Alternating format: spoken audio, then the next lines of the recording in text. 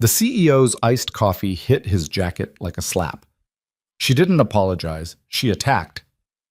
Standing in the marble lobby of Chicago's most exclusive building, Charlotte Bennett stared at the construction worker and his daughter with pure contempt. Her words cut deeper than the winter wind outside.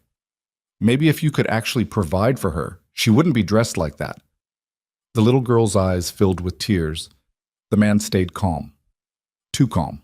Because Charlotte had just humiliated the one person who could destroy her company's future. And she had no idea who he really was. Stay until the end, hit that like button, and drop a comment with your city so I can see how far this story travels. The blizzard came without mercy. Mason Reed felt the wind before he saw it. That particular Chicago cold that doesn't just touch your skin, but goes straight through your bones, settling somewhere deep where no amount of coffee or cursing can reach it. He pulled his daughter closer as they walked down Michigan Avenue, her small hand wrapped tight around two of his fingers, the way she'd done since she was barely able to walk. "Daddy, my nose is cold," Ava said, looking up at him with those enormous brown eyes that reminded him so much of her mother it sometimes hurt to breathe. "I know, baby. Almost there." Mason adjusted the construction equipment bag on his shoulder. The canvas was worn thin in places, held together more by habit than stitching.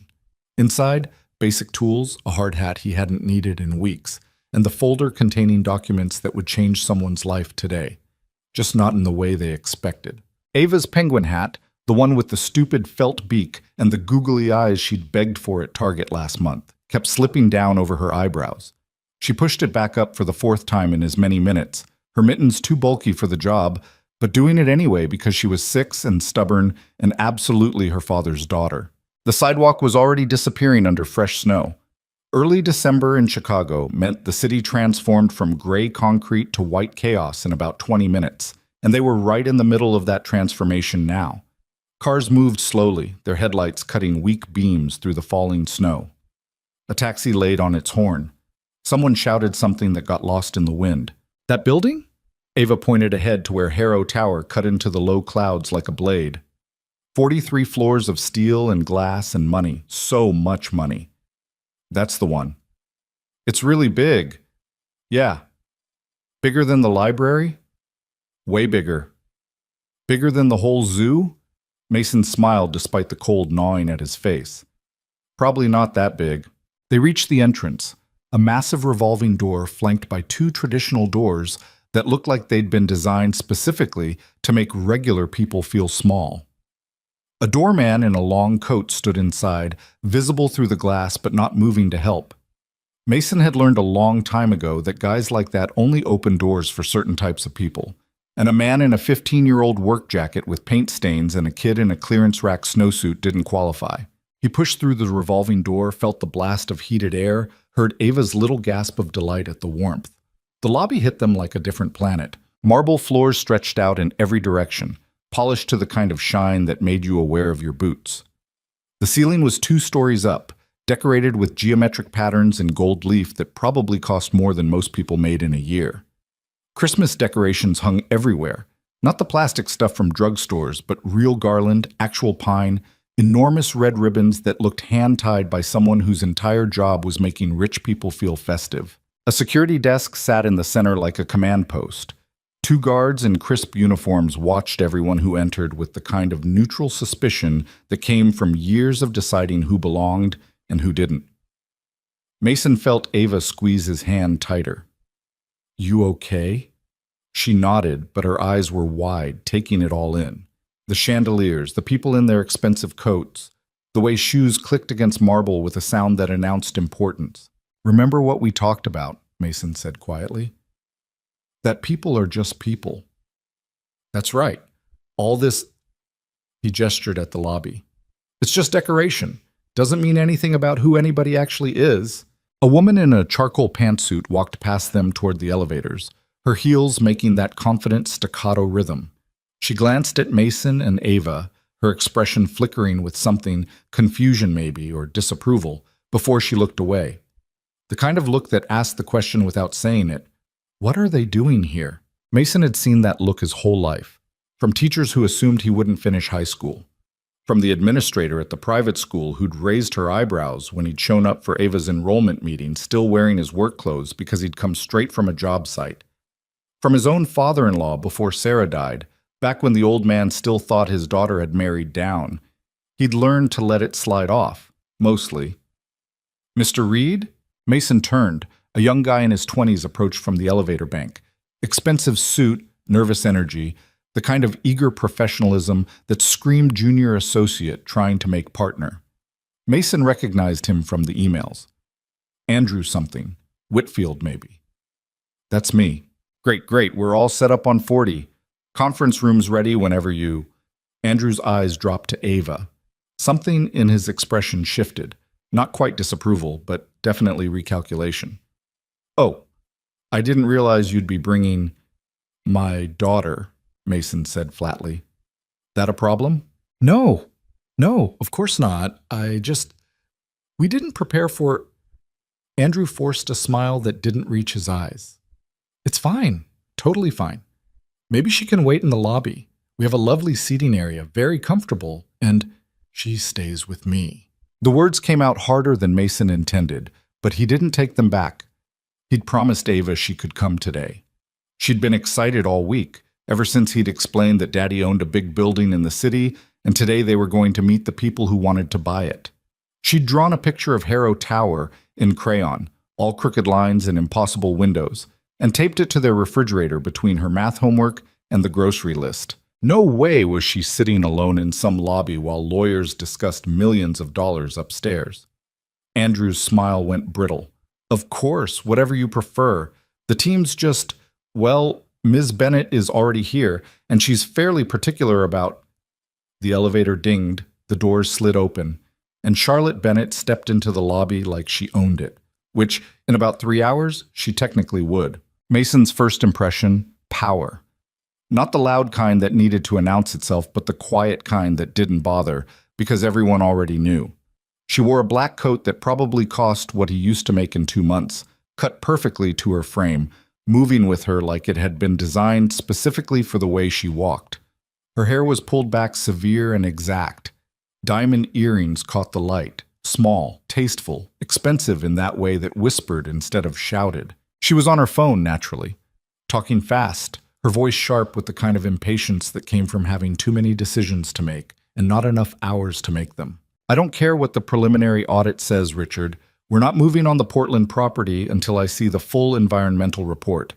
The full report, not the summary some paralegal threw together. She walked quickly, not really looking where she was going because people like her didn't have to. The world moved around them. Yes? I understand the timeline. I also understand that we're talking about a $40 million investment. So unless you want to explain to the board why we're suddenly liable for 10 years of groundwater contamination, she crashed into Mason at full speed. The impact wasn't hard, but it was sudden. Her phone flew from her hand, clattered against the marble. The iced coffee she'd been carrying in her other hand, some elaborate thing with multiple shades of brown and what looked like caramel drizzle, exploded across Mason's jacket in a cold splash that soaked through to his shirt. Jesus! Charlotte stumbled back, staring at the coffee spreading across his chest like a stain map. What the hell? Mason stood there, feeling the cold liquid seep through fabric, watching it drip onto his boots. Ava had jumped back just in time, but her eyes were wide with shock. You walked right into me, Mason said evenly. Charlotte bent down, snatched up her phone, checked it for cracks with the kind of urgency usually reserved for actual emergencies. Finding none, she finally looked at him. Really looked. Her expression changed. It started as surprise, probably that he'd spoken at all, then shifted into something else. Assessment, calculation. Her eyes traveled from his coffee-soaked jacket to his work boots to the canvas bag on his shoulder to Ava standing beside him in her penguin hat and clearance rack snow pants. Mason watched it happen. That familiar sequence. The decision forming behind someone's eyes as they looked at you and decided exactly who you were in about 3 seconds. I'm sorry, Charlotte said, but her tone suggested she wasn't. Not really. I didn't see you there. You weren't looking. I was on an important call. So that makes it okay to just walk into people? Something flashed in her eyes. Annoyance, maybe. Or surprise that he was pushing back. Look, I apologized. These things happen. You should probably clean that up before it stains. She said it like he was a spill that needed addressing, like he was the inconvenience here. Mason felt Ava's hand tighten around his fingers. When he looked down, his daughter was staring at Charlotte with an expression he'd seen before. The one she got when kids at school said mean things, when teachers underestimated her, when the world reminded her that it could be randomly, casually cruel. "Daddy's jacket," Ava whispered. "It's okay, baby." Charlotte was already turning away, already moving on, because of course she was. People like her didn't linger on moments like this. They apologized, or said something that sounded like an apology, and then they left the mess for someone else to deal with. But then she stopped, turned back, looked at Ava with an expression that made Mason's jaw tighten. "That's a very colorful hat," Charlotte said. Her tone hit that particular register of false warmth that adults used when they wanted credit for noticing a child without actually engaging with them. Ava didn't respond. She just pressed closer to Mason's leg. Charlotte's gaze shifted back to him, taking in the jacket again, the boots, the bag, making calculations. "Are you here for a delivery?" she asked. "Because the service entrance is around. I'm not making a delivery." "Oh." A pause. "Maintenance?" "No." Her eyebrows drew together slightly, that universal expression of confusion mixed with impatience. The look of someone who'd asked a question they expected to be answered quickly and simply and was now annoyed that it wasn't. "Then what?" She stopped, glanced at Ava again. Something in her expression hardened. "Look, I'm sorry about your jacket, but I'm actually late for a very important meeting. If you need to file some kind of complaint, you can talk to building security." "Ms. Bennett?" Andrew appeared at her elbow like a nervous terrier. "I'm so sorry. I was just coming to escort Mr. Reed upstairs." Charlotte's head snapped toward the junior associate. "What?" "Mr. Reed," Andrew gestured at Mason with a hand that shook slightly. "The seller? For the acquisition meeting? We're running about 10 minutes behind schedule, and I know you wanted to review the final contracts before." The color drained from Charlotte Bennett's face. Not all at once. It happened in stages. First confusion, then realization, then something that might have been horror, if horror could wear a $1,000 coat and diamond earrings. She looked at Mason. Really looked this time. He watched her connect the dots. Watched the moment she understood that the man whose jacket she'd ruined, the man she'd assumed was a delivery driver or maintenance worker, the man she'd spoken to with that particular brand of polite condescension reserved for people she considered beneath her. That man was standing between her company and the most important acquisition of the quarter. The lobby seemed to hold its breath. Someone's phone rang in the distance.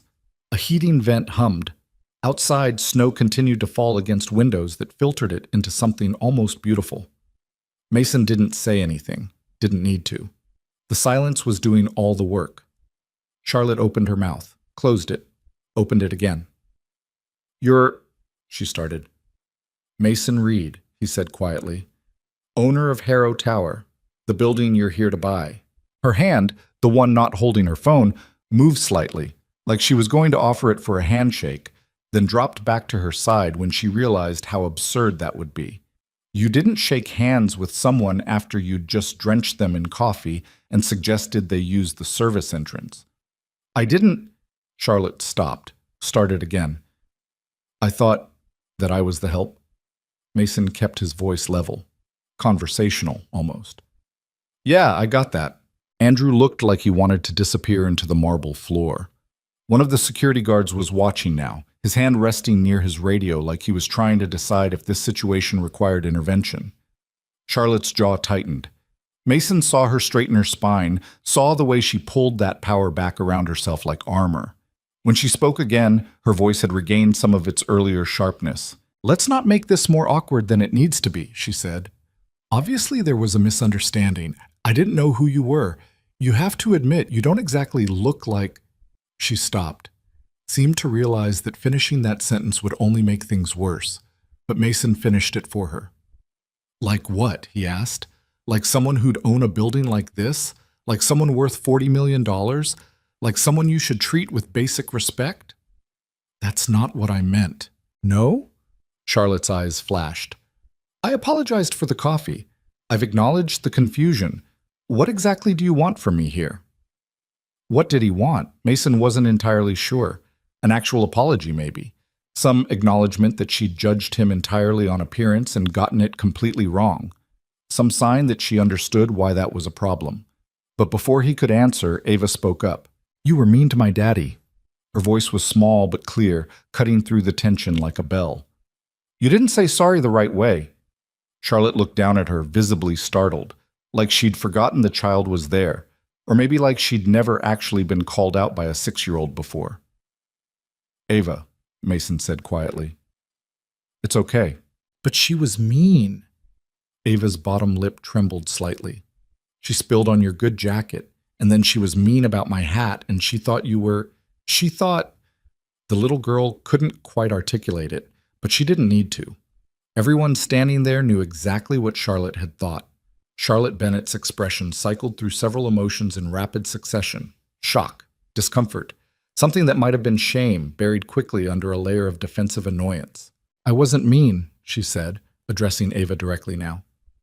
I was distracted and in a hurry, and sometimes adults make mistakes when they're busy. Your father and I have important business to discuss, and you made him sad. I didn't... Charlotte stopped, looked at Mason. I didn't make him sad. But Mason felt Ava squeeze his hand 3 times. Their private signal, the one they developed after Sarah died, the one that meant I love you without having to say it out loud. And yeah, maybe his daughter was right. Not sad exactly, but something. Tired maybe. Tired of this moment that kept repeating throughout his life with different people in different fancy buildings, but always the same underlying assumption, that how you looked determined what you were worth. The meeting, Andrew interjected desperately. We really should. The conference room is ready, and Ms. Bennett's team is already upstairs, and Mr. Chen specifically said he wanted to start promptly at 9:30. Charlotte straightened her coat with sharp, precise movements. Back in control. Back to business. Yes, the meeting. She looked at Mason, her expression now carefully neutral, professional. Shall we? It wasn't really a question. Mason could have pushed it. Could have made her say more, apologize better, acknowledge the full scope of what had just happened. Could have made her uncomfortable enough that the whole meeting started on his terms instead of hers. But Ava was watching, learning. And the lesson he wanted her to learn wasn't about revenge or making people squirm. It was about something else, something harder to define but more important. Yeah, he said, let's get this done. They moved toward the elevators, Mason and Ava in front, Charlotte and Andrew following a few steps behind.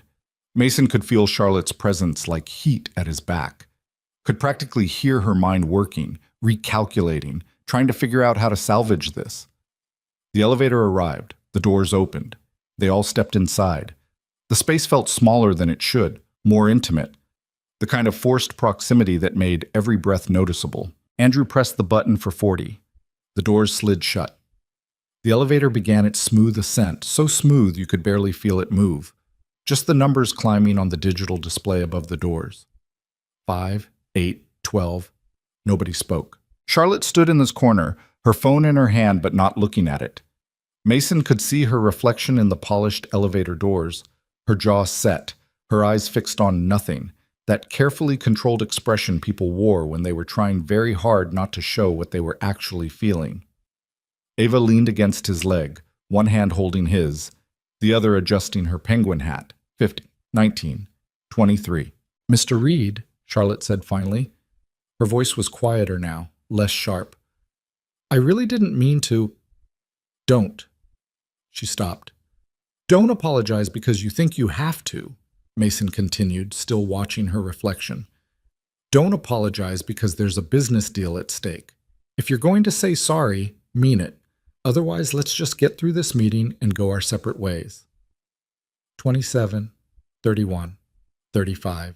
Charlotte's reflection showed something complicated crossing her face. Anger, maybe, or embarrassment, or both. I do mean it, she said. Do you? Yes. You mean you're sorry you spilled coffee on me? Or you're sorry you assumed I was a delivery driver? Or you're sorry you made those assumptions in front of my daughter? Or you're sorry you got caught doing all of that to someone who turned out to be important? The elevator hummed. The numbers climbed. 38, 39, 40. I'm sorry I was rude, Charlotte said carefully. To both of you. The elevator dinged, the doors opened. Mason looked at her directly for the first time since they'd gotten in. That's a start. He stepped out into the hallway, Ava's hand still in his, leaving Charlotte Bennett to follow in his wake for once instead of the other way around. The 40th floor was all glass walls and recessed lighting, and that particular hush that came from expensive carpet, and people who'd learned to conduct their arguments in whispers. A receptionist sat behind a curved desk made of what looked like polished walnut, her smile professional and empty. "Mr. Reed," she said warmly, "so wonderful to finally meet you in person. The team is gathered in conference room A, right this way." She gestured down the hallway. Her eyes barely touched on Ava and didn't land on Charlotte at all. Interesting. They walked past offices with closed doors and nameplates that announced partners and senior associates, past a break room with an espresso machine that probably cost more than Mason's truck, past abstract art on the walls, the kind that looked like someone had thrown paint at canvas and charged $20,000 for the privilege. Conference room A had a view.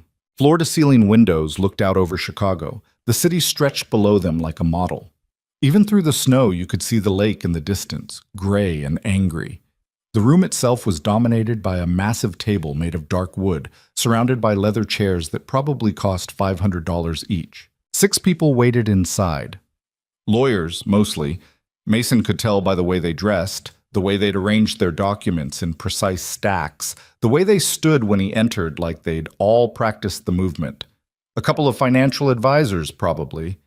And an older man in a suit that cost more than some cars, his silver hair combed back from a face that had learned to hide every thought behind a pleasant smile. Mason. The older man stepped forward, hand extended. "Thomas Chen, we spoke on the phone." Mason shook his hand. Chen had a good grip, firm without being aggressive. The kind of handshake that came from decades of knowing exactly how much pressure to apply. "Thanks for making the trip," Mason said. "Are you kidding, for a property like this?" Chen's smile widened slightly. "I'd have flown in from Singapore if necessary." His eyes dropped to Ava, and something genuine entered his expression. "And who's this?" "My daughter, Ava." "Hi," Ava said quietly. "Hi yourself." Chen crouched down slightly, bringing himself closer to her level. "That's quite a hat. You like penguins?" Ava nodded. "Me too. Did you know penguins can hold their breath underwater for up to 20 minutes? Her eyes widened. "Really?" "Scout's honor." Chen straightened, his smile still in place as he looked at Mason. "I've got 3 grandkids. 2 of them would live at the aquarium if we let them." Mason felt something in his chest relax slightly. Not much, but enough. Charlotte had entered behind them, Andrew scurrying at her heels. The other lawyers and advisors immediately shifted their attention to her, their actual client, the person who'd be signing the checks. Chen turned, his professional mask sliding smoothly back into place. "Ms. Bennett, good to see you again." "Thomas." Charlotte's voice was back to business. Crisp, controlled, like the lobby had never happened. "Sorry we're running late. Unexpected delay." "No problem at all. We're right on schedule." Chen gestured to the table. "Why don't we all sit down and get started?" People moved to their seats with the kind of choreographed efficiency that suggested they'd done this many times before. Charlotte took a chair at one end of the table, her team flanking her like guards. Chen sat at the other end. Mason was directed to a seat in the middle, across from what looked like the lead property attorney. Ava climbed into the chair next to him, her penguin hat nearly slipping off as she settled in. The chair was too big for her. Her feet dangled several inches above the floor. She looked around the room with wide eyes, taking in the view, the fancy table, the important-looking people. "Is everyone comfortable?" Chen asked, his eyes sweeping the table. "Coffee? Water? We've got fresh pastries from that French bakery on State if anyone's hungry." "Let's just get started," Charlotte cut in. She'd pulled out a leather portfolio, was already flipping it open to reveal perfectly organized documents.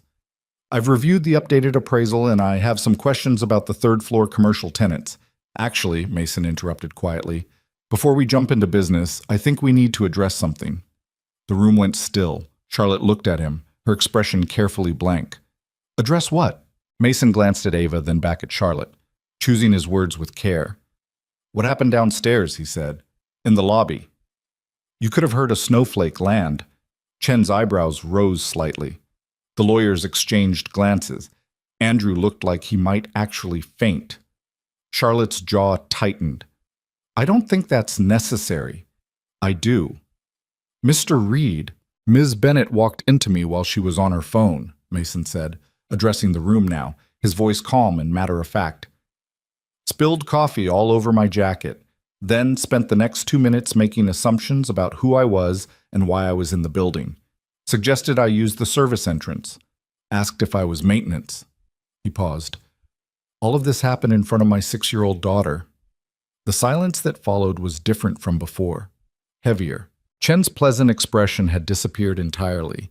He looked at Charlotte with something that might have been disappointment. The lawyers weren't making eye contact with anyone. Charlotte's face had gone pale, then flushed. That's not... You're taking it out of context. What context makes it okay? Mason asked. Not aggressive, just asking. I didn't know who you were. And if I actually had been maintenance or making a delivery, would that make it fine to treat me that way? Charlotte opened her mouth, closed it. Because that's what I can't quite figure out, Mason continued. Are you sorry you were rude to me specifically because I turned out to be the building owner? Or are you sorry you were rude to another human being, period? This is ridiculous. Charlotte's voice had an edge now. We're here to discuss a $40 million transaction, not to have some kind of sensitivity seminar about basic decency? Mason leaned forward slightly. About treating people with respect regardless of what they're wearing or what you assume about their bank account. I treat everyone with respect. Do you, though? The question hung in the air like smoke. Ava tugged on Mason's sleeve. He looked down at her worried face and softened immediately. It's okay, baby, he said quietly. Adults are just talking. Is the pretty lady mad? Pretty lady. Out of the mouths of children. Mason almost smiled, despite everything. I don't know, he said honestly. Maybe. Charlotte was staring at Ava now with an expression that was hard to read. Not quite guilt, not quite defensiveness. Something in between. Chen cleared his throat. Perhaps we should take a short break. Da's sake. No. Mason shook his head. No breaks. I want to finish this, but I needed to say my piece first, because here's the thing. He looked directly at Charlotte. You're about to become the owner of a building that houses over 200 businesses and probably 1,000 people who work in those businesses. People who wear all kinds of clothes and do all kinds of jobs. And if you're going to walk through that lobby every day treating people differently based on whether you think they belong there, we've got a problem. I would never... You did. Today. To me. Charlotte's hands were flat on the table, her knuckles white. What do you want me to do, Mason? Grovel? Cancel the deal? What? It was the first time she'd used his first name. Interesting. I want you to understand why it matters, he said. That's all. I want you to sit with that for a minute and actually think about it instead of just being mad that you got called out. The room was so quiet you could hear the heating system cycling on. Chen was watching Charlotte like he was seeing her for the first time. The lawyers were studying their documents with sudden, intense interest. Andrew looked like he was silently composing his resignation letter. And Charlotte Bennett, brilliant CEO, shark in expensive clothing, woman who'd probably crushed 100 negotiations without breaking a sweat, looked lost. I'm not... She stopped, started again. I'm not perfect. I was distracted. I made assumptions. I shouldn't have. Why did you? Mason asked. What? Why did you make those assumptions? Walk me through it. You saw me and Ava, and you immediately decided we didn't belong. Why? Charlotte's eyes flashed. You really want to do this? Yeah, I really do. She sat back in her chair, her arms crossing over her chest. Defensive posture. Mason had seen it 1,000 times. Fine. You want honesty? Here's honesty. Charlotte's voice was tight. You were wearing a work jacket covered in stains, work boots that looked like they'd seen better days, carrying a canvas bag that looked older than me. Your daughter was dressed in, I don't know, clearance sale winter clothes. So yes, I made an assumption. People who own $40 million buildings don't usually look like they just got off a construction site. Why not? Because they don't. I do. You're the exception. Am I? Mason tilted his head slightly. Or am I just the only one you've met who didn't feel like playing dress up? That's not fair. None of this is fair, Charlotte. That's kind of the point. Using her first name felt deliberate, a small claiming of equal ground. She noticed. He saw her notice. Look, Charlotte said, and her voice had changed slightly. Less defensive, more tired. I grew up poor. Like, actually poor, not my parents made me get a summer job poor. I know what it's like to be judged on appearance. I know what it's like to walk into rooms and have people assume you don't belong. So don't stand there and lecture me about, then why did you do it to me? Mason interrupted. If you know how it feels, why did you turn around and do the exact same thing? Charlotte's mouth opened. No words came out. Ava tugged Mason's sleeve again. Daddy, I have to pee. The absurd timing of it, the way a child's basic need could cut through the highest tension, made Mason want to laugh and cry at the same time. Okay, baby, hold on just a second. He looked at Chen. Is there a restroom nearby? Just down the hall to the left, Chen said, clearly grateful for the interruption. Can't miss it. Mason stood, took Ava's hand. Before leaving, he looked back at Charlotte. Think about it, he said quietly. That's all I'm asking. Actually, think about it. Then he walked out with his daughter, leaving the room full of uncomfortable lawyers and one very rattled CEO behind. The hallway felt cooler, quieter. Mason's heart was beating harder than he'd realized. Daddy? Ava looked up at him as they walked. Why was everyone so quiet? Sometimes, Mason said carefully, grown-ups need to hear hard things, and hearing hard things makes them quiet. Like when I have to hear I can't have ice cream before dinner? He smiled despite everything. Kind of like that, yeah. They found the restroom, single occupancy, fancy enough that even the soap dispenser looked expensive. Mason waited outside while Ava went in, listening to her hum something that sounded like a song from that cartoon she liked. His phone buzzed, a text from his foreman. How's the big sale going? Mason typed back, complicated. The bathroom door opened. Ava emerged, her penguin hat now completely sideways. All good? She nodded. The soap smells like flowers. Fancy. They walked back slowly. Mason wasn't in a hurry to return to that room, that table, that conversation he'd started and wasn't sure how to finish. But as they approached the conference room, he heard voices. Not arguing, just talking. Chen's measured tones, Charlotte's sharper responses, the low murmur of lawyers doing what lawyers did. Business, moving forward, because that's what people like them did. They encountered obstacles and they kept moving. Mason stopped just outside the door. You ready to go back in? He asked Ava. She looked up at him with those serious brown eyes. Is the pretty lady still sad? Maybe. Did you make her sad? I don't know. Maybe I made her think about things she didn't want to think about. Ava considered this with the gravity only 6-year-olds could muster when processing adult complications. Mommy used to say thinking hard thoughts makes you smarter, she said finally. Mason's throat tightened. Sarah had said that.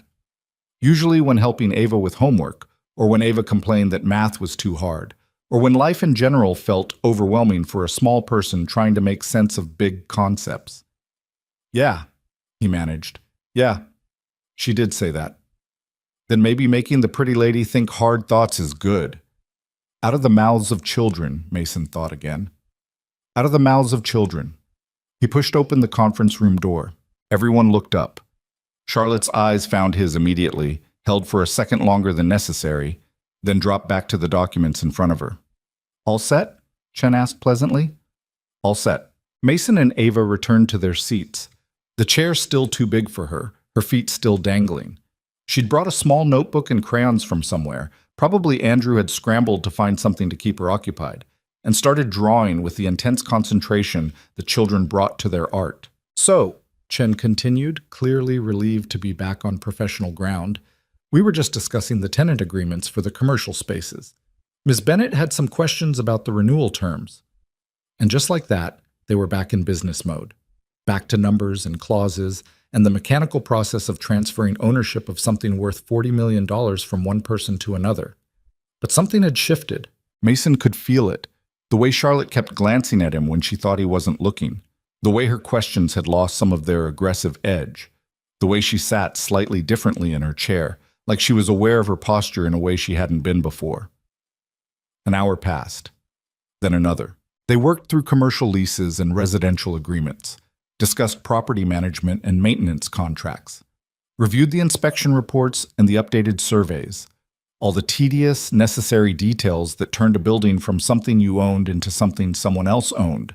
Ava drew pictures. First the building again, still crooked, still charming, then what looked like people, though at 6 the distinction between people and stick figures was still pretty fluid. Then penguins, because of course penguins. During a brief lull while the lawyers conferred about something in Section 7, subsection 12, paragraph 4, Charlotte spoke. "What are you drawing?"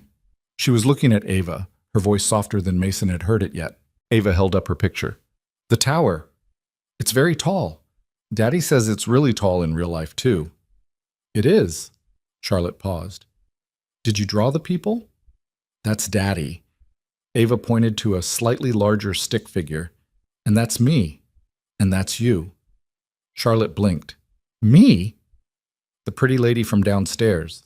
Ava had given stick figure Charlotte what looked like triangle earrings and a big rectangular thing that was probably meant to be a phone. "You're going to own Daddy's building." Yes, that's right." "Will you take good care of it?" The question was so earnest, so direct, that Charlotte actually seemed at a loss for how to respond. "I'll do my best," she said finally. "Okay." Ava went back to her drawing, satisfied with this answer in a way that only children could be. Mason watched Charlotte's face, saw something complicated moving behind her eyes. Chen was wrapping up his conversation with the legal team. "All right, I think we've got clarity on the commercial tenant situation. Moving on to the residential floors." More hours, more details. Mason's coffee-stained jacket had dried into stiff patches. His back was starting to hurt from the fancy chair that looked comfortable but really wasn't. Ava's energy was flagging. She'd stopped drawing and was leaning against his arm, fighting sleep with the determination of a child who refused to miss anything important. Finally, Chen pushed back from the table with a satisfied sigh. "I think we've covered everything," he said. "Unless there are any other questions or concerns." He looked around the table. The lawyers shook their heads. Charlotte's financial team looked exhausted but satisfied. Andrew looked like he'd aged 5 years in the last 5 hours. "Mr. Reed," Chen asked, "anything else on your end?" Mason thought about it. About the building his father had bought 40 years ago, when it was just a modest office building in a questionable neighborhood. About how the old man had slowly, carefully renovated and expanded it over decades. About how he died before seeing it become what it was now, prime real estate in the heart of downtown Chicago. About how Mason had inherited it and spent 5 years managing it while also raising Ava alone and trying to keep his own construction business afloat and generally feeling like he was drowning most days. About how this sale meant he could finally breathe, could set Ava up for college, could maybe even take a vacation that didn't involve figuring out which bills to pay late, but also about the weight of letting go, of ending a legacy, of being the Reed who sold instead of the Reed who built. "No," he said quietly. "I think we're good." Chen smiled. "Then all that's left is signatures. We'll schedule the closing for next week. Gives everyone time to review the final documents one more time. Ms. Bennett, your team will wire the deposit by end of business Thursday?" "Already arranged," Charlotte said. Her voice was steady, but Mason thought he heard something underneath it. Uncertainty, maybe, or awareness that this wasn't quite the clean victory she'd probably envisioned when she'd walked in this morning. "Excellent." Chen stood, prompting everyone else to stand as well. "Thank you all for your time and patience. This has been remarkably smooth, all things considered." All things considered, Mason almost laughed. People started gathering their things, lawyers shuffling papers into expensive briefcases, financial advisors checking phones that had been buzzing silently for hours, Andrew practically bolting for the door like a prisoner granted parole. Mason lifted Ava, who'd finally given up fighting sleep. She wrapped her arms around his neck, her penguin hat askew, her breathing already settling into the steady rhythm of dreams. "I can carry her stuff," Chen offered, reaching for the crayons and notebook. "Thanks." They moved toward the exit in a loose group, but Charlotte hung back. When Mason reached the door, she spoke. "Mr. Reed, Mason, could we talk for a minute?" He turned. She was standing by the window, backlit by the gray Chicago sky, snow still falling in that persistent way that suggested it would continue all day. Mason shifted Ava's weight slightly. "Okay." Chen gave him a look, part concern, part curiosity, but Mason nodded that it was fine. The lawyers filed out. The door closed. Just the two of them in that big room with that big window and that big question hanging between them about what happened this morning and what it meant. Charlotte walked over to the table, picked up one of Ava's drawings, the one with the 3 stick figures. "I've been thinking about what you said," she started, not looking at him, "about why I made those assumptions, about whether I was sorry I was rude to you specifically or sorry I was rude, period." Mason waited. "I grew up in a neighborhood where everyone knew your business, where people talked about you at church and at the grocery store and everywhere in between, where your value was determined by what your parents did and how much money you had and whether you fit in." She set the drawing down carefully. "I hated it. I hated being judged like that. So I worked my ass off to get out. Scholarships and student loans and 80-hour weeks, built a company, made something of myself." "Okay.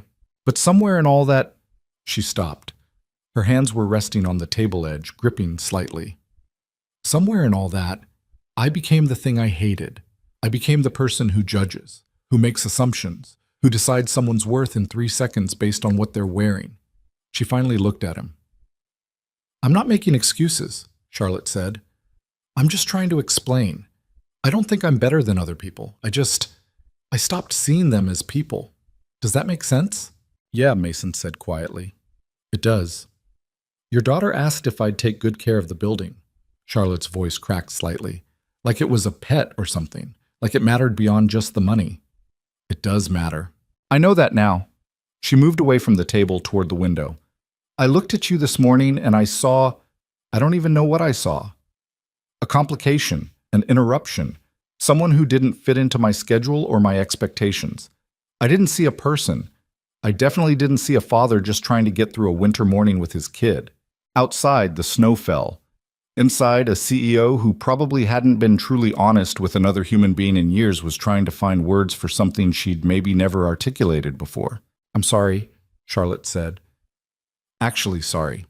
Not because you turned out to be important, not because there's money at stake, but because I hurt you. And worse, I hurt her."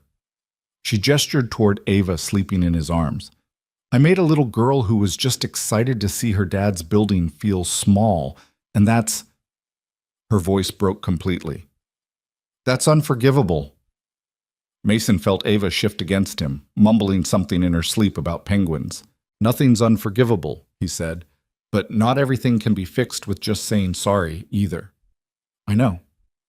"Do you?" Charlotte turned from the window. Her eyes were red. Mason hadn't realized until this moment that she'd been crying. "I want to do better," she said. "I don't know exactly what that looks like yet, but I want to try. Will you help me?" It was the last thing Mason had expected her to say. "Help you how?" "I don't know. Show me what I'm not seeing. Tell me when I'm being—" She gestured vaguely. "Whatever I was being this morning, hold me accountable." "Charlotte, we're about to complete a business transaction and then probably never see each other again. Unless we don't." "Unless we don't what? Never see each other again?" She wiped at her eyes with the back of her hand, a gesture so unguarded it was almost shocking coming from someone who'd been so controlled hours earlier. "Your father built something worth protecting. Not just the building itself, but the people, the tenants, the way it exists in the community. I got so focused on the numbers that I almost missed the point entirely." Mason readjusted Ava's weight. His arms were getting tired. "What are you asking?" "Stay involved," Charlotte said. "Consulting basis. Help me transition the management in a way that honors what your father built. Help me not screw it up by only thinking about profit margins and efficiency metrics." "You're serious?" "Completely." Mason looked at this woman, this brilliant, successful, deeply flawed woman who'd started the day by spilling coffee on him and insulting his daughter, and was now standing in front of him with tears on her face asking for help becoming a better person. "I'll think about it," he said finally. Something like relief crossed her face. Thank you. Don't thank me yet. I haven't decided. But you'll think about it. Yeah, I'll think about it. They stood there in that enormous conference room, the city spread below them like a promise or a threat, the snow turning everything soft and temporary. I should go, Mason said. Ava needs a real nap, and I need to change out of this coffee-stained jacket. Of course. Charlotte moved toward the door, held it open for him. A small gesture. Maybe meaningless, maybe not. He walked past her into the hallway. Chen was waiting by the elevators with Ava's things, looking concerned. Everything all right? Yeah, Mason said. We're good. The elevator ride down was quiet. Chen didn't push for details, just stood there holding crayons and notebook, occasionally glancing at sleeping Ava with the fond expression of someone who'd raised kids and remembered how quickly they grew. The lobby was busier now, lunch rush starting. People in suits and ties moving with purpose. The security guards had changed shifts, different faces, same watchful eyes. Mason walked through it all, past the marble and the gold leaf and the massive Christmas decorations, and pushed out into the cold Chicago day with his daughter in his arms. The snow had slowed but not stopped. Fat flakes drifted down, lazy and beautiful. The city noise was muffled. Cars moved carefully. Somewhere a siren wailed. Mason started walking, not sure where he was going exactly, just walking. And he thought about his father, about dignity, about the difference between wealth and worth, about what it meant to own something valuable and what it meant to protect something precious, about a woman who'd learned all the wrong lessons from being poor and was maybe ready to learn some better ones, about his daughter sleeping against his shoulder, trusting him completely to get them home safe through the storm. The snow fell. Chicago breathed. And somewhere behind them, in a tower made of glass and steel and 40 years of history, Charlotte Bennett stood at a window on the 40th floor, watching a man in a stained jacket carry his child through the snow, and wondering if she'd just been given something rare and fragile, a second chance to get it right. The apartment was cold when they got home.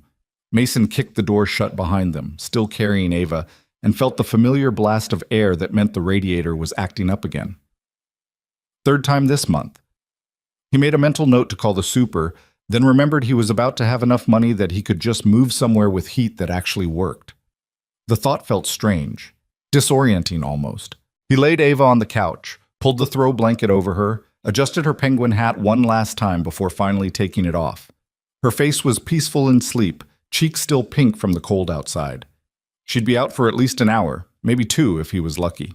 Mason peeled off the coffee-stained jacket and held it up to the light. The stain had set in dark and permanent across the front. Ruined. Not that it had been worth much to begin with, but still. It had been his favorite, worn soft in all the right places, broken in over years of job sites and winter mornings, and the general chaos of single fatherhood. He tossed it over a chair and went to the kitchen. The apartment was small. 2 bedrooms, 1 bathroom, a kitchen that barely fit 2 people if they weren't trying to cook at the same time. The building was old, 1920s probably, with radiators that clanged and pipes that groaned and neighbors you could hear through the walls. But the rent was decent, and the landlord mostly left him alone, and Ava had her own room, which was what mattered. Mason filled the coffee pot, his hands going through the familiar motions while his mind stayed stuck back in that conference room. Charlotte's face when she'd apologized for real. The way her voice had cracked. The question she'd asked that he still didn't know how to answer. Stay involved. Help her not screw it up. His phone buzzed. Text from Chen. Pleasure doing business with you. Looking forward to closing next week. Let me know if you need anything before then. Professional, courteous, completely standard. Mason typed back, thanks. Will do. Another buzz. This one from a number he didn't recognize. This is Charlotte Bennett. Andrew gave me your number. Hope that's okay. I meant what I said upstairs. Would really like to discuss the consulting arrangement when you have time. Mason stared at the message. Read it twice. Started to type a response, then stopped. What was he supposed to say? He set the phone down and poured himself coffee that was probably too strong, but that's how he made it these days. Strong enough to taste like a decision. The radiator clanged to life finally, hissing steam. Through the thin walls, he could hear Mrs. Kowalski's television, some game show with enthusiastic applause. Normal sounds, normal life, except nothing felt normal anymore. He'd owned Harrow Tower for 5 years, and it had never felt real, even when he was signing documents or reviewing financials or dealing with tenant complaints. It had felt like playing pretend, like he was wearing his father's clothes and hoping nobody noticed they didn't quite fit. His dad had been the real deal. Thomas Reed, who'd started as a union electrician and saved every dollar for 20 years until he could buy his first property, who'd taught himself building management and contract law and commercial real estate through library books and night classes, who'd seen potential in a rundown office building when everyone else saw a teardown. Mason had just inherited it, hadn't earned it, hadn't built it, just woke up one day owning something worth millions because his father's heart gave out at 63 while rewiring a light fixture on the 7th floor. He sat at the small kitchen table, the same table where he and Ava ate breakfast every morning, where she did homework while he reviewed invoices, where they'd cried together the night Sarah died, and he'd had to explain to a 3-year-old why Mommy wasn't coming home from the hospital. His phone buzzed again. Another text from Charlotte. Or not. No pressure. Just wanted you to know the offer stands. Mason picked up the phone, typed, "I'll think about it. Need a few days." Her response came fast. "Of course. Take whatever time you need." Then, after a pause, "And Mason, thank you. For today. For saying what needed to be said." He didn't respond to that one, just set the phone down and drank his coffee and listened to Ava breathing in the other room and the radiator hissing and Mrs. Kowalski's game show and all the ordinary sounds of a life that was about to change in ways he couldn't quite picture yet. The snow had stopped by the time Ava woke up. She stumbled into the kitchen, rubbing her eyes, her hair sticking up in 17 different directions. "Hey, sleepyhead. Is it tomorrow yet?" Mason smiled. "Not quite. Still today." "Oh." She climbed into the chair across from him. "I'm hungry. Grilled cheese? With tomato soup?" "With tomato soup." He made lunch while she told him about her dreams. Something involving penguins and a castle made of ice cream and a talking cat who was also a teacher. The logic of 6-year-old dreams, where anything could connect to anything else without explanation. They ate at the table, Ava swinging her legs and asking questions between bites. "Did you sell the tower?" "Almost. One more meeting next week to finish everything." "Then what happens?" "Then it belongs to Ms. Bennett, the pretty lady from this morning." Ava considered this while dipping her grilled cheese in soup. "Will she take care of it like Grandpa did?" That was the question, wasn't it? "I don't know yet," Mason said honestly. "That's what I'm trying to figure out." "You should make sure she does." "Yeah?" "Yeah. Because Grandpa worked really hard on it. You told me that." Mason felt something tighten in his chest. "You're right. He did. So you have to make sure." Ava said it with the absolute certainty of a child who believed her father could fix anything, solve anything, make the world work right through sheer determination. He wished he had that kind of confidence. After lunch, Ava wanted to play with her Legos. Mason sat on the floor of her room, helping her build what she insisted was a penguin habitat, but looked more like a colorful disaster with no structural integrity. They worked in comfortable silence, the kind that came from years of just being together, not needing to fill every moment with words. His phone buzzed twice more over the next hour. Once from his foreman asking about next week's schedule. Once from his sister in Portland, checking in like she did every few days since Sarah died, making sure he was eating real food and not just falling apart. He answered the foreman, ignored his sister for now. He'd call her back later when he had energy for her particular brand of concerned hovering. By dinner time, Mason had made a decision. Not about Charlotte's offer, that still felt too big, too complicated, but about something else. He pulled up Charlotte's number and typed, "Can we meet tomorrow? Just us. I want to talk about the building." Her response came within 30 seconds. "Yes? Where and when? Coffee shop on Randolph. You know Marty's? I'll find it." "What time? 10? I'll be there." Mason set the phone down. Ava was watching him from where she'd sprawled on the floor with her Legos. "Who are you texting?" "Ms. Bennett." "The pretty lady?" "Yeah." "Are you friends now?" Mason thought about that. "I don't know what we are." "Maybe you'll find out tomorrow," Ava said with the wisdom of someone who'd lived exactly 6 years and thought that made her an expert on everything. Maybe, Mason agreed. That night, after Ava was in bed and the apartment had settled into its evening creaks and groans, Mason stood at his bedroom window looking out at the city. Snow covered everything in uneven patches. Christmas lights blinked from neighboring buildings. Somewhere in the distance, a train rumbled past. He thought about his father, about the last conversation they'd had, 3 days before the heart attack. They'd been standing in the lobby of Harrow Tower, that same marble lobby where Charlotte had crashed into him this morning, and his dad had been complaining about the heating system on the upper floors. Building this old, everything's a compromise, Thomas Reed had said. You fix one thing, something else breaks. But you keep fixing it anyway because people depend on you. Sounds exhausting, Mason had joked. His father had looked at him with those serious eyes that never quite matched his smile. It is, but it's also the point. We don't own things, Mason. We take care of them for a while, and then we pass them on. The only question that matters is whether we left them better than we found them. Mason hadn't understood it then. Not really. He'd been 32 with a failing marriage and a daughter who was barely 3 in a construction business that was just starting to turn a profit.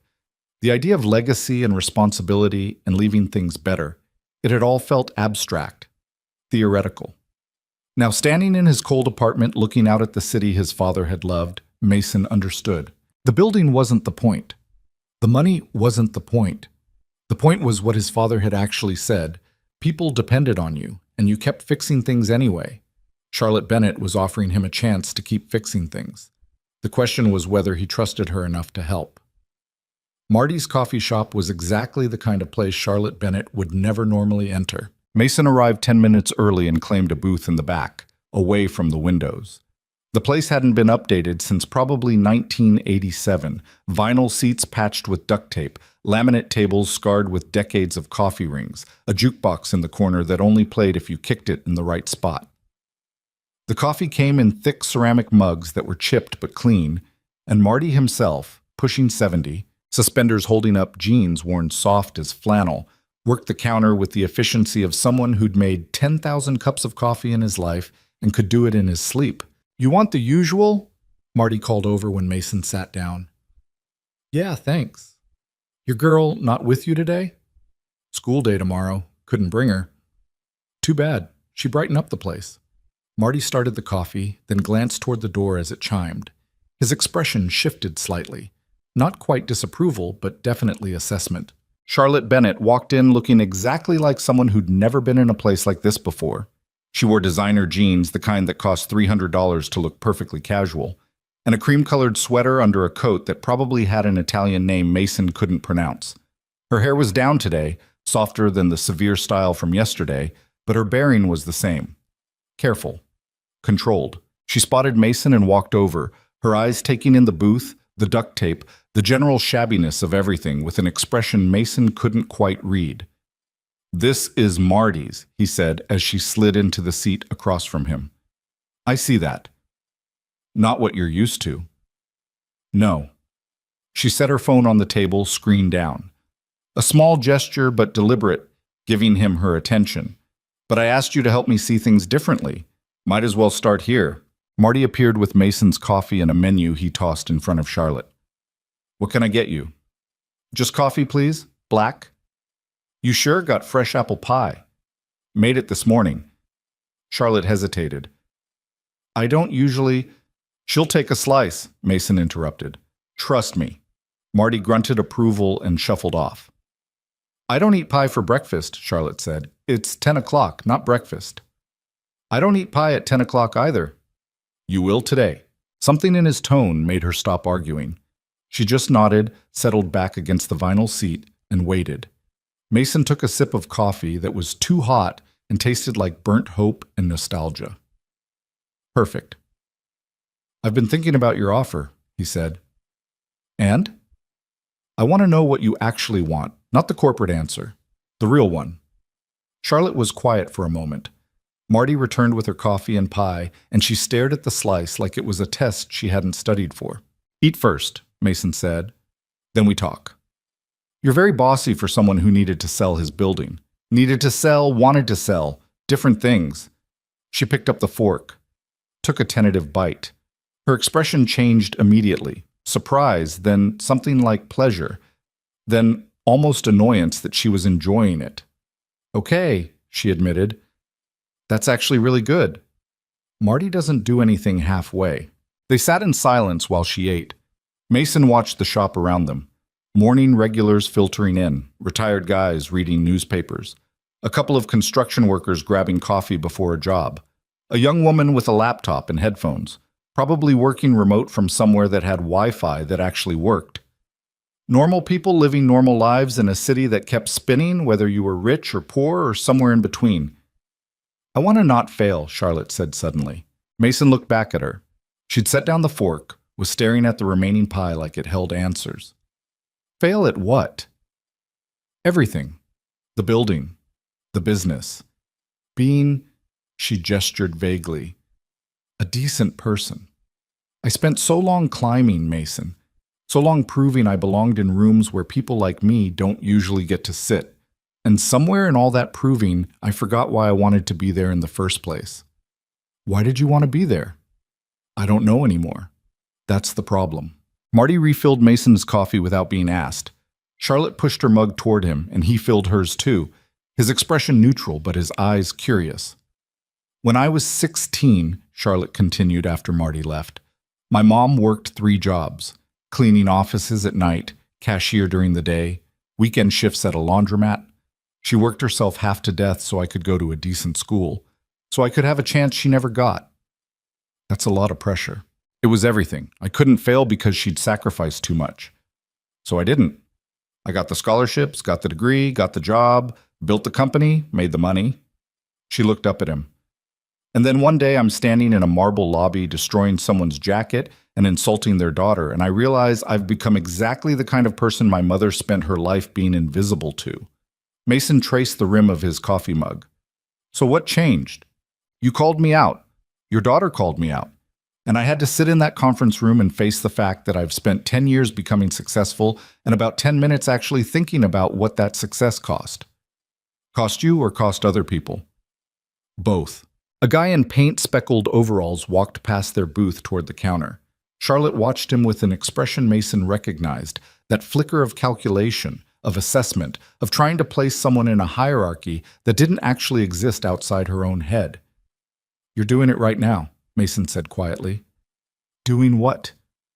Judging. You looked at that guy and you made an assumption. Charlotte's jaw tightened. I didn't. Yeah, you did. I saw it. And it's okay. I'm not trying to shame you. I'm just pointing out that this isn't going to be easy. You can't just decide to be different and have it happen. You've got to retrain yourself, catch yourself in the moment, and choose something else. She was quiet for a long time. When she finally spoke, her voice was smaller than he'd heard it yet. I don't know if I can do that. Then you'll fail, Mason said simply. Not at the business stuff. You'll probably be fine there. But at the rest of it? At being the kind of person who owns a building full of people and actually sees them as people? Yeah, you'll fail. That's harsh. That's honest. Charlotte picked up her fork again, pushed pie around her plate. Your father must have been a really good man. The subject change was abrupt, but Mason let it happen. He was. Not perfect, but good. What did he teach you? That work is about more than just making money. That if you're going to build something, build it right. That the people who clean your building matter as much as the people who rent office space in it. Mason paused. That dignity isn't something you have or don't have. It's something you give other people. I like that. He'd say it better. I'm paraphrasing. Still, I like it. They sat with that for a while. The coffee shop hummed around them. Marty's radio played something old and scratchy. Someone laughed at the counter. Okay, Charlotte said finally. Here's what I want, really want. I want you to tell me the truth about that building, about the tenants, about what matters beyond the numbers in the spreadsheet. I want you to stop me when I'm about to make a decision that prioritizes profit over people. She stopped, struggling. I want to learn how to do this right. And I don't think I can learn it from my lawyers or my financial team or anyone else who thinks the way I used to think. Used to? I'm trying to stop thinking. Mason considered her. The expensive sweater and the careful makeup, and the phone sitting screen down between them like a promise that she was actually listening. But also the uncertainty in her eyes, the genuine fear that maybe she'd gone too far down the wrong path to find her way back. 3 conditions, he said. Okay. 1. I'm not your employee. I'm a consultant. That means when I tell you something, you actually listen. You don't have to do what I say, but you have to hear it. Done. 2. This isn't forever. 6 months, long enough to transition the building, get new management in place, make sure the tenants who've been there for years aren't getting pushed out just because their rent is below market rate. Charlotte winced slightly at that last part, which told Mason everything he needed to know about what her financial team had probably already suggested. Okay, she said. 6 months. And the 3rd condition? Mason leaned forward slightly. You have to actually want to change, not just say you do. Not just feel bad about what happened yesterday. Actually want to be different, because if you're just doing this to feel better about yourself, we're wasting each other's time. The challenge sat between them like something physical. Charlotte met his eyes and held them. I want to change. I'm terrified I can't, but I want to try. Good enough, Mason said. They shook hands across the table, her grip firm and dry, and surprisingly warm. A deal made in a coffee shop that was falling apart, between 2 people who had no reason to trust each other, except that sometimes you had to trust someone. So where do we start? Charlotte asked. You finish that pie, Mason said. Then we go talk to some of your tenants. My tenants? You're building now, or almost. Might as well start meeting the people who make it run. Charlotte looked slightly panicked. Today? Right now? You got somewhere more important to be? She opened her mouth, probably to list 17 meetings and calls and things that absolutely couldn't wait. Then she closed it, picked up her phone, sent what looked like a rapid-fire series of texts, and set it back down. Apparently not, she said.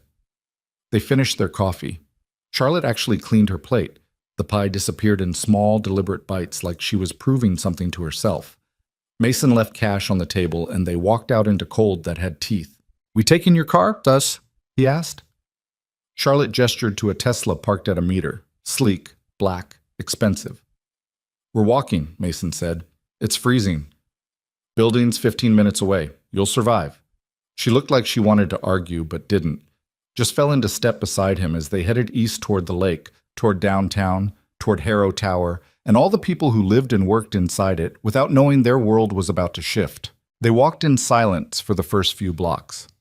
Chicago in December was a study in contrasts. Christmas decorations fighting against gray skies, holiday cheer bumping up against homeless guys huddled in doorways. The wealthy and the desperate sharing the same frozen sidewalks because winter didn't care about your bank account. What are you thinking? Charlotte asked finally. That you're underdressed for this weather. She laughed, surprised. I meant about the building. I know what you meant. They passed a woman selling flowers from a cart, her hands wrapped in fingerless gloves, her smile automatic and tired. Charlotte glanced at her, looked away, then looked back. Mason watched the internal calculation happen. Charlotte stopped, walked back to the cart. How much for the roses? She asked. $12. Fresh this morning. Charlotte pulled out her wallet, handed over a 20. Keep the change. You sure? Yeah. The woman wrapped the roses in brown paper, handed them over with a smile that had warmed up considerably. Charlotte took them, then seemed to realize she had no idea what to do with a bouquet of roses at 10:30 in the morning while walking through downtown Chicago. Here. Mason took them. We'll give them to Mrs. Patterson. She runs the flower shop on 3. She'll appreciate them. They kept walking, Charlotte glancing back once at the cart like she was trying to figure out what had just happened. That was good, Mason said. It was $12. It was seeing someone. That's worth more than $12. By the time they reached Harrow Tower, Mason's ears were numb and Charlotte's cheeks were pink from cold. They pushed through the revolving door into warmth and marble and the familiar smell of the lobby, some combination of floor polish and coffee from the cafe on the ground floor and that particular scent old buildings had that was just history compacted into walls. Different security guard today. Ray, an older black man who'd worked the tower for probably 20 years. He looked up when they entered, his face breaking into a genuine smile when he saw Mason. Mr. Reed, didn't expect to see you today. Hey, Ray, this is Charlotte Bennett. She's going to be taking over the building next week. Ray's expression shifted, professional interest mixed with the wariness of someone who'd seen enough ownership changes to know they rarely benefited the people at the bottom. Pleasure to meet you, Ms. Bennett. Charlotte extended her hand. Ray shook it, his grip careful. Ray's been here longer than I've been alive, Mason said. He knows this building better than anyone. When something's wrong, he usually knows before the maintenance team does. Is that right? Charlotte was studying Ray with new attention. Building talks if you listen, Ray said simply. You learn the sounds, when the elevator on the east side is about to stick, when the heating system is struggling, when the pipes in the northwest corner are about to freeze. He paused. Your father understood that, Mr. Reed. He'd ask me about the building like I was. Well, like my opinion mattered. It did matter, Mason said. Still does. Ray nodded slowly, but his eyes were on Charlotte now, measuring, waiting to see what kind of owner she'd be. I'd like to learn those sounds, Charlotte said carefully, if you're willing to teach me. It was the right thing to say. Mason saw Ray's shoulders relax slightly. Be happy to, ma'am. They moved past the desk toward the elevators. The roses felt slightly absurd in Mason's hands, but he carried them anyway. That was good, he said quietly to Charlotte as they waited for the elevator. What? Telling him you wanted to learn, not assuming you already knew. I don't know anything about running a building. Yeah, that's why it was good that you said it. The elevator arrived. They stepped in. Mason hit 3. Mrs. Patterson? Charlotte asked. Mrs. Patterson. She's been running wildflower arrangements since before I was born. Tiny shop, barely makes rent most months, but she's been here forever and the building wouldn't be the same without her. The elevator climbed. Charlotte was checking her phone, frowning at whatever she saw there. Problem? Mason asked. My CFO wants to know why I'm not in the office. What'd you tell him? That I'm doing field research. She looked up. Is that what this is? It's whatever you need it to be. The doors opened on 3. The hallway was narrower here than the executive floors, the carpet worn but clean, the lighting slightly dingy. Doors on either side led to small commercial spaces. Accountants, insurance agents, a photography studio, a law office that specialized in immigration cases. And at the end of the hall, tucked into a corner unit that couldn't have been more than 400 square feet, wildflower arrangements. The shop was exactly what its name suggested. Flowers everywhere, bursting from buckets and hanging from the ceiling and crowding every available surface. The smell was overwhelming in the best way. Roses and lilies and something green and alive that cut through the winter cold still clinging to Mason's jacket. Behind the counter, surrounded by stems and ribbon and her life's work, stood Mrs. Patterson. She was probably 70, maybe older, with white hair pulled back in a bun and hands that moved with the quick confidence of someone who'd arranged 10,000 bouquets and could do it blind. She looked up when they entered, her face creasing into a smile that made her eyes disappear. Mason Reed, as I live and breathe. Hey, Mrs. P. Where's that beautiful girl of yours? School. I'll bring her by this weekend. You better. I've got chocolate I've been saving for her. Mrs. Patterson's eyes shifted to Charlotte, curious but not unfriendly. And who's this? Charlotte Bennett. She's buying the building. The smile didn't exactly fade, but it changed, became more careful. I see, Mrs. Patterson said. Well, welcome, I suppose. Mason held out the roses. These are for you. Oh, you sweet boy. You didn't have to. She stopped, looking at Charlotte. These from you, dear? Charlotte nodded. I bought them a few blocks over. Mason thought you'd appreciate them. I do. They're lovely. Mrs. Patterson took the roses, unwrapped them with efficient movements, and immediately started trimming the stems. Though I'll tell you, the woman who sold you these is overcharging. These are day-old at least. See how the outer petals are starting to brown? Still pretty, but not fresh. Oh. Charlotte looked slightly embarrassed. I didn't notice. Most people wouldn't. Takes years to know what to look for. Mrs. Patterson was already working the roses into an arrangement with greens and baby's breath pulled from nearby buckets. Her hands moved like water. So you're the new owner. What's that mean for shops like mine? The question was direct. No corporate dancing around. Just a woman who'd spent 40 years in business and knew when to ask the hard questions. Charlotte glanced at Mason. He gave her nothing. This was her show. I'm still figuring that out, Charlotte said honestly. What would you want it to mean? Mrs. Patterson's hands didn't stop moving, but her eyes sharpened. I'd want it to mean you're not going to triple my rent so you can put in some chain store that sells flowers wrapped in plastic. Is that what you're worried about? It's what happens. New owner comes in, sees that half the shops on this floor are paying below market rate, decides to clean house. Out with the old, in with the profitable. She finished the arrangement, stepped back to assess it. I've seen it happen to friends in other buildings. Hell, I've seen it happen in this building back in the 80s before Mr. Reed bought it. My father, Mason clarified quietly. Your father, Mrs. Patterson confirmed, looking at him with real affection, understood that cheap rent now is better than no rent later. That keeping good tenants who pay on time is worth more than squeezing every dollar out of a space. Charlotte was listening intently. Did he ever raise your rent? Sure, cost of living increases mostly. Couple times when property taxes went up and he had to pass some of that along. But he'd give me warning, let me prepare, and he never asked for more than I could actually pay. Mrs. Patterson wiped her hands on her apron. That's all any of us want, Ms. Bennett. Fair rent, fair treatment, and enough respect not to be pushed out just because we don't fit someone's vision of what the building should be. The words hung in the air like a challenge. Charlotte absorbed them without flinching. What if I promised you wouldn't be pushed out? I'd want it in writing. Okay. Mrs. Patterson blinked, surprised. Okay? If you want it in writing, we'll put it in writing. Lease renewal, controlled rent increases, whatever makes you feel secure. Charlotte glanced at Mason. That's reasonable, right? Very, Mason said. Well, Mrs. Patterson looked between them, recalculating. I wasn't expecting that. What were you expecting? Charlotte asked. Corporate talk about market rates and maximizing value, and how you're sure we can work something out while really meaning you've already decided to get rid of me. Charlotte's expression tightened, not with anger, but with something that looked like recognition, like she was hearing her own planned speech reflected back at her and realizing how it sounded. I'm trying to do better than that, she said quietly. Mrs. Patterson studied her for a long moment, then nodded slowly. Good.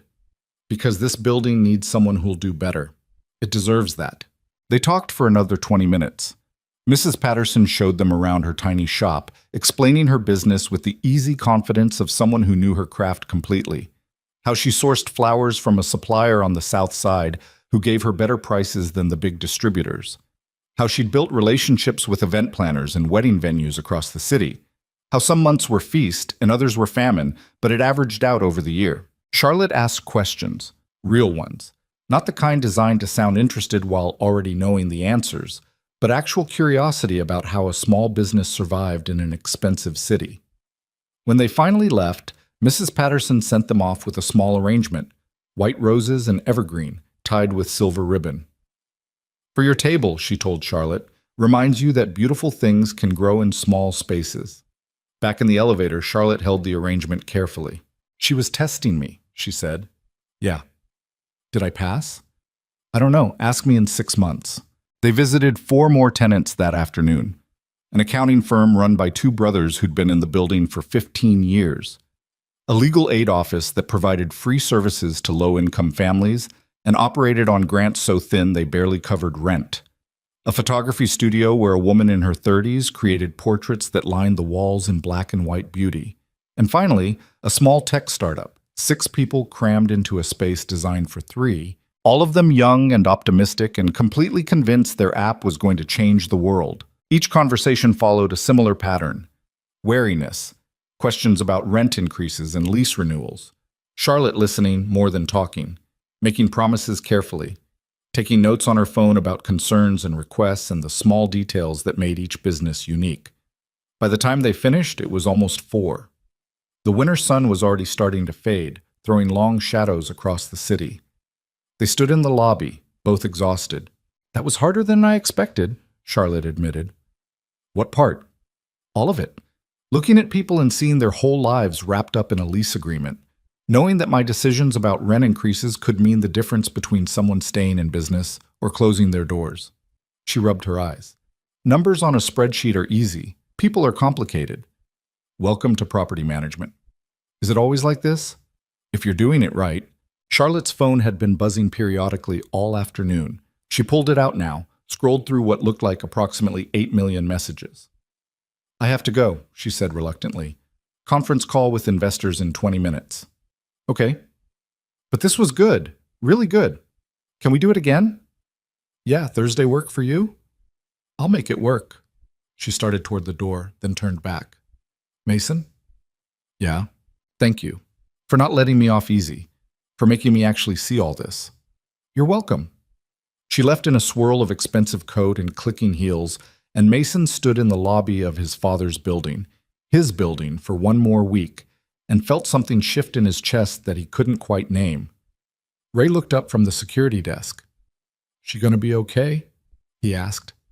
I don't know, Mason said honestly, but I think she's going to try.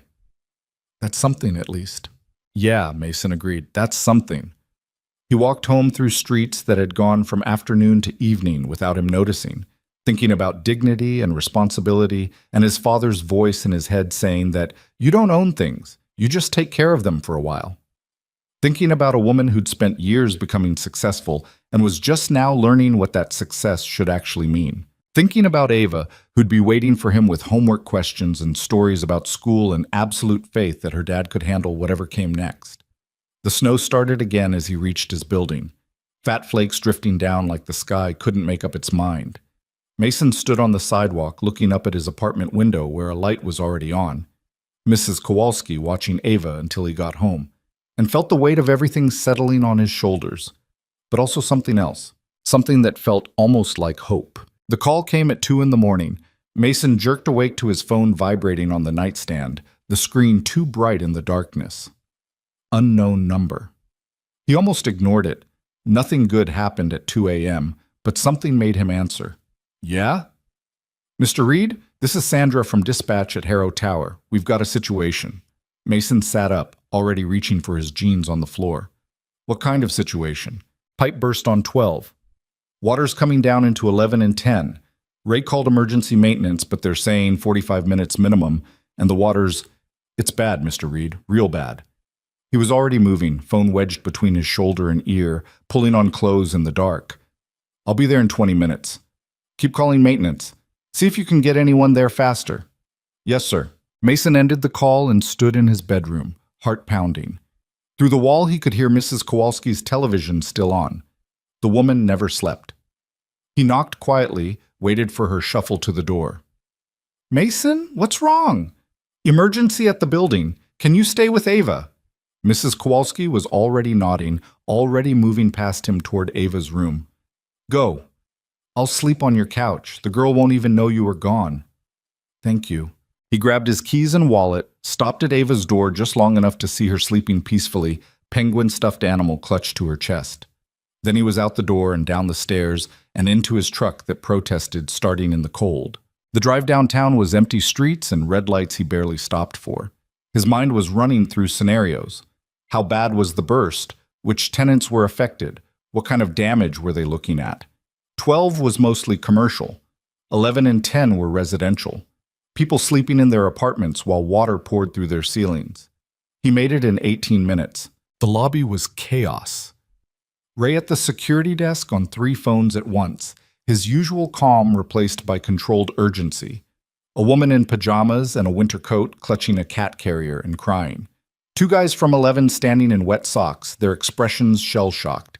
And water running from the elevators, pooling on the marble. Security trying to contain it with towels that were already soaked through. Mr. Reed, thank God. Ray's relief was visible. Maintenance is still 20 minutes out. The shutoff valve for that section is stuck, and we can't... Where's it coming from? Utility closet on 12. Frozen pipe finally gave up. Mason was already moving toward the stairs. Call everyone on 10 and 11. Get them out if they're not out already. And someone get industrial fans up here before this marble warps. He took the stairs 2 at a time, his boots echoing in the concrete stairwell. 12 was worse than he'd imagined. Water was running down the hallway like a river, pouring from under the utility closet door. He could hear it inside. That particular sound of water under pressure finding freedom. Mason tried the door. Locked. Of course it was locked. He pulled out his phone, called the super's emergency line. Voicemail. He tried the property manager. Same thing. Everyone asleep or ignoring their phones or just gone. He looked at the door, looked at the water, made a decision. The kick took 3 tries. His shoulder would hurt tomorrow, but the doorframe splintered and he was in, water immediately soaking his jeans to the knee. The pipe had split along a seam, spraying water in an arc that was hitting the far wall with enough force to dent the drywall. The shutoff valve was right where it should be. Mason waded over, grabbed it, pulled. Nothing. He pulled harder, putting his back into it, the metal cold and stubborn under his hands. The valve had probably been closed once 5 years ago and never moved since. He pulled until his hands hurt, until he thought something might break. The valve or his grip. He wasn't sure which would go first. Then it moved. Just a fraction, then more. Then suddenly it was turning and the water pressure dropped and the spray became a stream, became a drip, became nothing. Silence except for water still running out the door and his own breathing harsh in his ears. Mason stood in ankle-deep water in a utility closet at 2:30 in the morning and laughed. Just a short, breathless sound that wasn't really funny, but what else could you do? His phone rang. Charlotte. I heard, she said without preamble. How bad? Bad. Pipe burst on 12, flooded down into 2 residential floors. How did you... Ray called me. I'm 10 minutes away. You don't need to...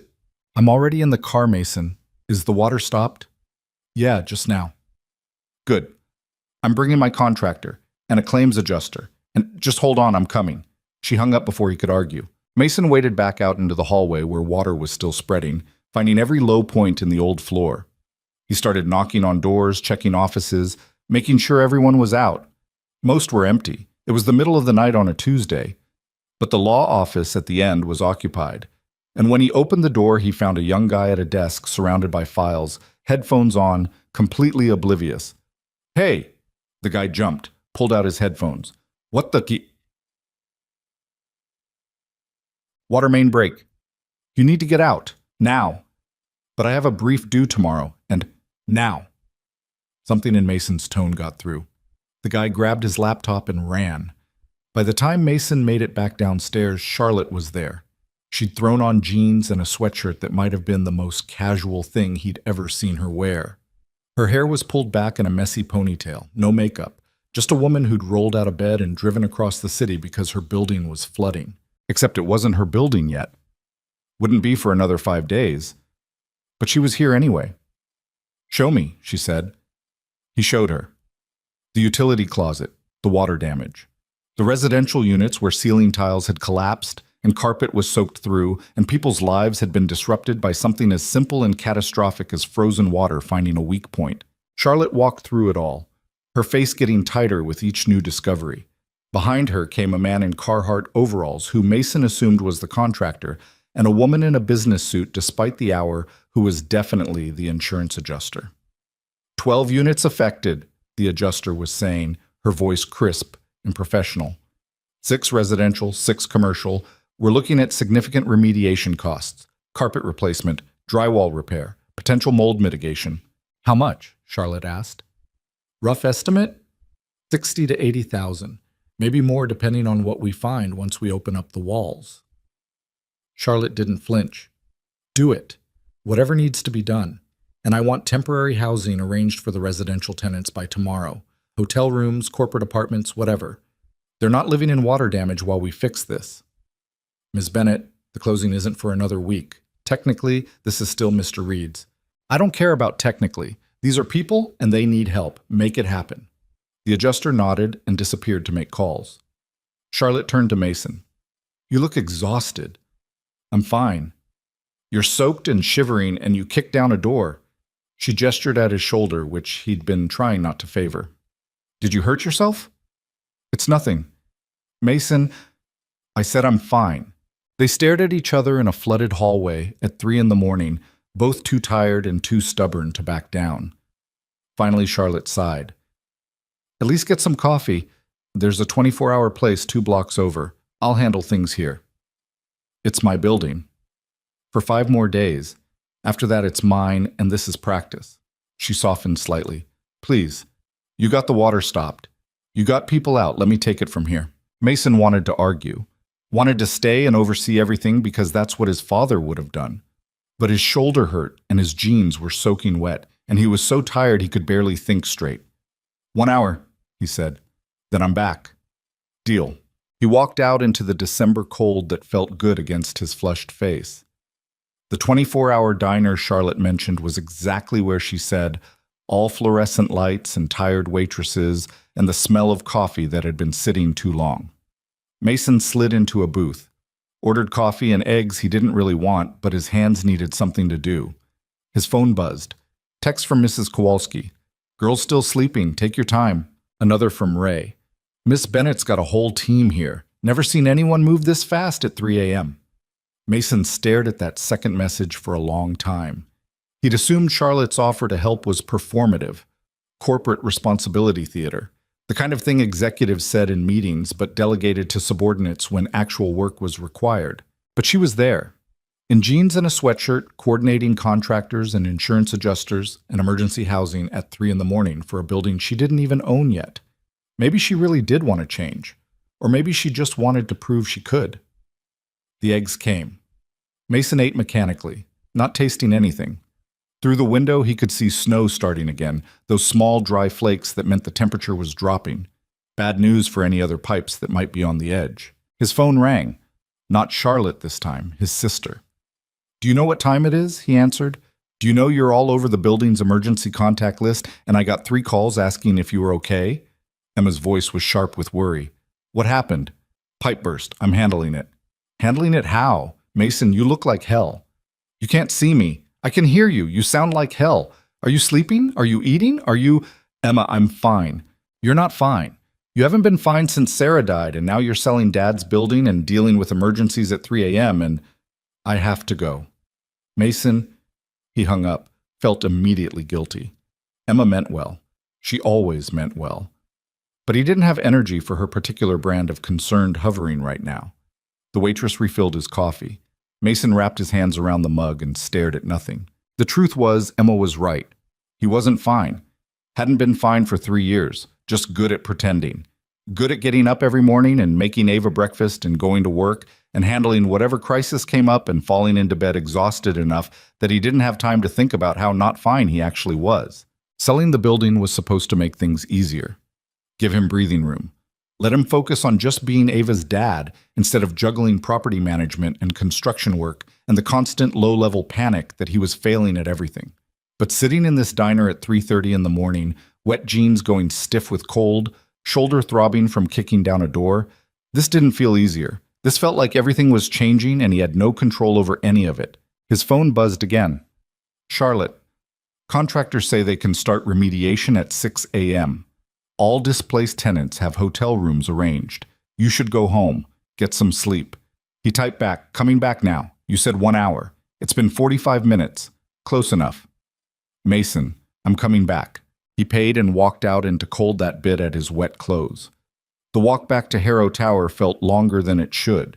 His shoulder was definitely going to bruise. His boots squelched with water that had soaked through to his socks. But he kept walking. The lobby had been transformed. The water was mostly contained now, fans running loud enough to make conversation difficult. The maintenance crew had finally shown up, better late than never, and were working with Charlotte's contractor on damage assessment. Charlotte stood in the middle of it all, phone to her ear, managing 3 conversations at once with the kind of multitasking that would be impressive if it wasn't also slightly terrifying. She saw Mason come in and held up a finger. 1 minute. He waited, watching her work. The way she spoke to the contractor was different than how she spoke to the insurance company was different than how she spoke to the displaced tenant she was clearly on the phone with now.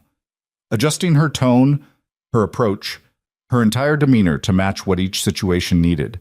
It was manipulation, maybe. Or maybe it was just competence. I'm so sorry for the disruption, Mrs. Chen. Yes, the Marriott on Michigan Avenue. A suite, not just a room.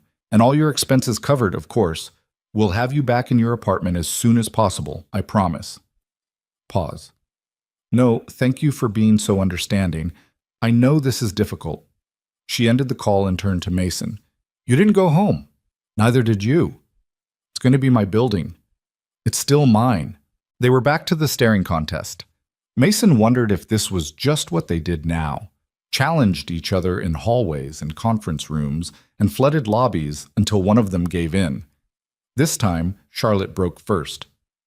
"Your shoulder," she said. "You're favoring it." "It's fine." "Let me see." "Charlotte." She stepped closer, reached for his jacket. Mason caught her hand without thinking, his fingers wrapping around her wrist. They both froze.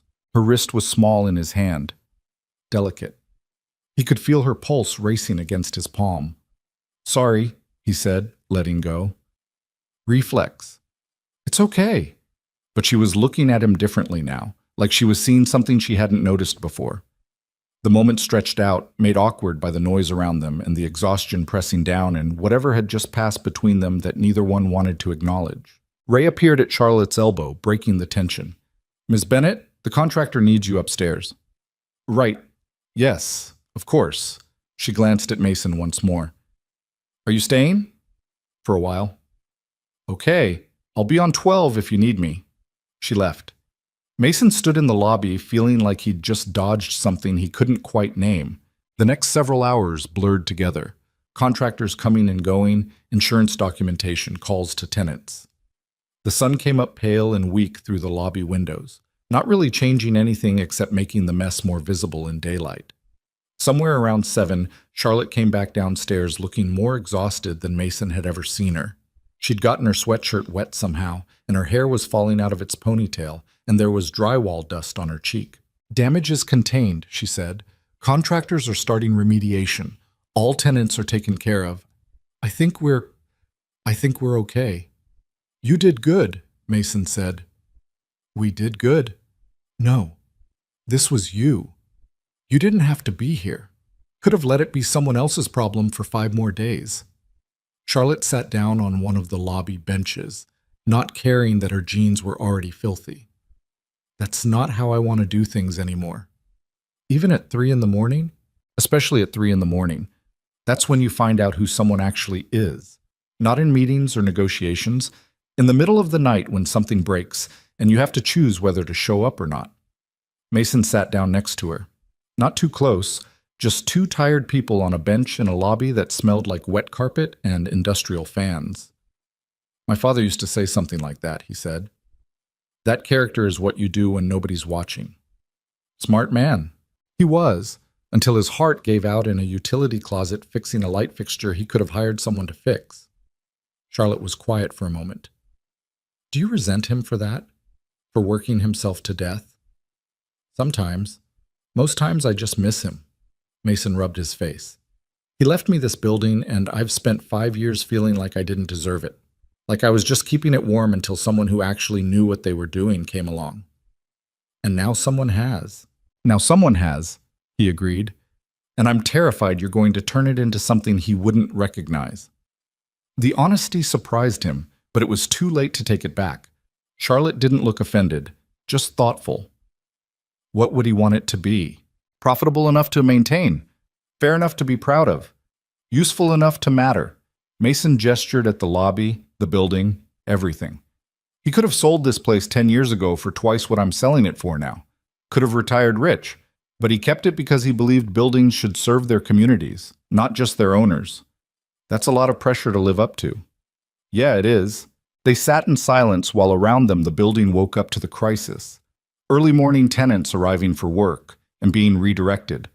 Contractors hauling equipment. The distant sound of industrial fans running non-stop. "I want to do right by this place," Charlotte said finally. "By your father's legacy. By you. I'm just not sure I know how yet. That's why I'm staying on for 6 months. Is it? Or are you staying on because you don't know how to let go?" The question hit harder than Mason expected. He didn't have an answer. Charlotte's phone rang. She glanced at it, sighed. "My office. They're wondering where I am." "You should probably go." "Probably." But she didn't move. Just sat there looking at her phone like it was a test she didn't want to take. "Do you ever get tired of it? Of always being responsible? Of always being the one who has to show up?" "Every day." "But you do it anyway." "I have a daughter. I don't get the luxury of not showing up." Charlotte nodded slowly. Then she stood, brushed off her jeans in a gesture that did exactly nothing. I'm going to go home. Shower. Change. Pretend I'm a functioning executive for a few hours. But I'll be back this afternoon. We should walk through the damaged units together. Make sure the contractors aren't missing anything. Okay? She started to walk away, then turned back. Mason? Yeah? Thank you. For calling that valve stuck instead of broken. For kicking down the door. For being here. It's my building. For 5 more days, she reminded him. After that, you could have told me to handle it myself, but you didn't. That means something. She left before he could respond. Mason sat alone on the bench for a while longer. The lobby was getting busier now. Ray had been replaced by the day shift security guard. Maintenance crews were coordinating with contractors. Life moving forward because that's what life did even when you were exhausted and uncertain and not sure what came next. His phone buzzed. Mrs. Kowalski. Girls awake, fed her breakfast. When you coming home? He checked the time, almost 8. He'd been up for 6 hours. Felt like 6 days. Soon. Thank you for staying with her. Anytime, sweetheart. You know that. Mason pushed himself up from the bench. His shoulder protested. His jeans had finally dried, but now they were stiff and uncomfortable. He needed sleep and a shower, and about 12 hours to process everything that had happened since the call at 2 a.m. But first he needed to go home and be Ava's dad. Make her lunch. Help with homework. Pretend that everything was normal and fine, and that he had any idea what he was doing. The walk home was quiet. Chicago waking up around him, people heading to work, the city reset overnight into something that looked the same but felt different somehow. When he opened his apartment door, Ava launched herself at him with the force of a very small cannonball. Daddy, Mrs. K said there was an emergency. Was it scary? Did you save people? Mason caught her, lifted her despite his protesting shoulder, held her close. She smelled like maple syrup and childhood and everything that mattered. It wasn't scary, he lied. Just a broken pipe. But we fixed it. Like how you fixed my bike? Kinda like that, yeah. You're a good fixer, Daddy. He set her down, ruffled her hair. Mrs. Kowalski was standing in the kitchen doorway, her expression knowing. Long night? She asked. Long night, he confirmed. Go sleep. I'll take her to school. You don't have to... Go. Sleep. Before you fall over. Mason didn't have energy to argue. He thanked her, kissed Ava goodbye, and stumbled to his bedroom where he collapsed on top of the covers, still wearing his stiff jeans and damp boots. He was asleep in seconds. When he woke up, it was 2 in the afternoon, and his phone was full of messages. From Charlotte updating him on the contractors. From the insurance company asking for documentation. From his sister asking if he was okay. From tenants thanking him for responding so quickly. And one from a number he didn't recognize. This is Mrs. Patterson from the flower shop. Heard about last night. You're a good man like your father was. The building's lucky to have you both. Mason read that message 3 times. Then he got up, showered, changed into clean clothes, and headed back downtown because apparently he couldn't stay away even when he tried. Charlotte was already there when he arrived. She'd changed too, back to business casual, hair fixed, makeup in place. But there was something different about how she moved through the building. More careful, more aware. Like she was seeing it for the first time even though she'd been here dozens of times before. They walked the damaged units together, 10 and 11, where water had turned ceilings to mush and ruined carpet and turned people's homes into construction zones. Charlotte took notes on everything, not just the physical damage, but the personal stuff. Family photos that had gotten wet, a kid's homework ruined, an elderly man's medication that needed to be retrieved before mold remediation began. We need to do better than hotel rooms, she said in one particularly damaged unit. We need to help them actually live, not just exist in temporary housing. That's going to be expensive. I don't care, these are people's homes. They checked on the commercial units next. The law office where the young associate had been working late was fine, far enough from the water. But an architecture firm on 10 had lost equipment and files and was looking at weeks of recovery. Charlotte spent an hour with the firm's owner, a woman in her 50s who was trying very hard not to cry. We have insurance, the woman kept saying. We'll be fine. It's just, we have a pitch next week for the biggest project we've ever bid on, and now... What do you need? Charlotte asked. I'm sorry? To make that pitch, what do you need? Temporary office space, probably, equipment, somewhere to work while our space gets fixed. Charlotte pulled out her phone, made 2 calls, and within 15 minutes had arranged for the architecture firm to use an empty suite on 15 until their space was ready. The woman stared at her. You're just giving us space? I'm renting it to you for $1 a month until you're back in your office. That work? Yes. Thank you. I don't know what to say. Say you'll nail that pitch. Mason watched this exchange from the doorway. Watched Charlotte being exactly what the building needed in that moment. Not a landlord extracting maximum value, but someone who understood that helping people succeed was how you built something that mattered. When they left the architecture firm, Charlotte looked drained. That was good, Mason said. That was expensive. My CFO is going to have a stroke when he sees this month's numbers. But it was still good. Yeah. She smiled, tired but genuine. It was. They grabbed coffee from the lobby cafe. Real coffee, not the stuff from Marty's that tasted like nostalgia and regret. Sat at one of the small tables while around them the building hummed with activity. So, Charlotte said, 5 days until closing. 5 days. You nervous?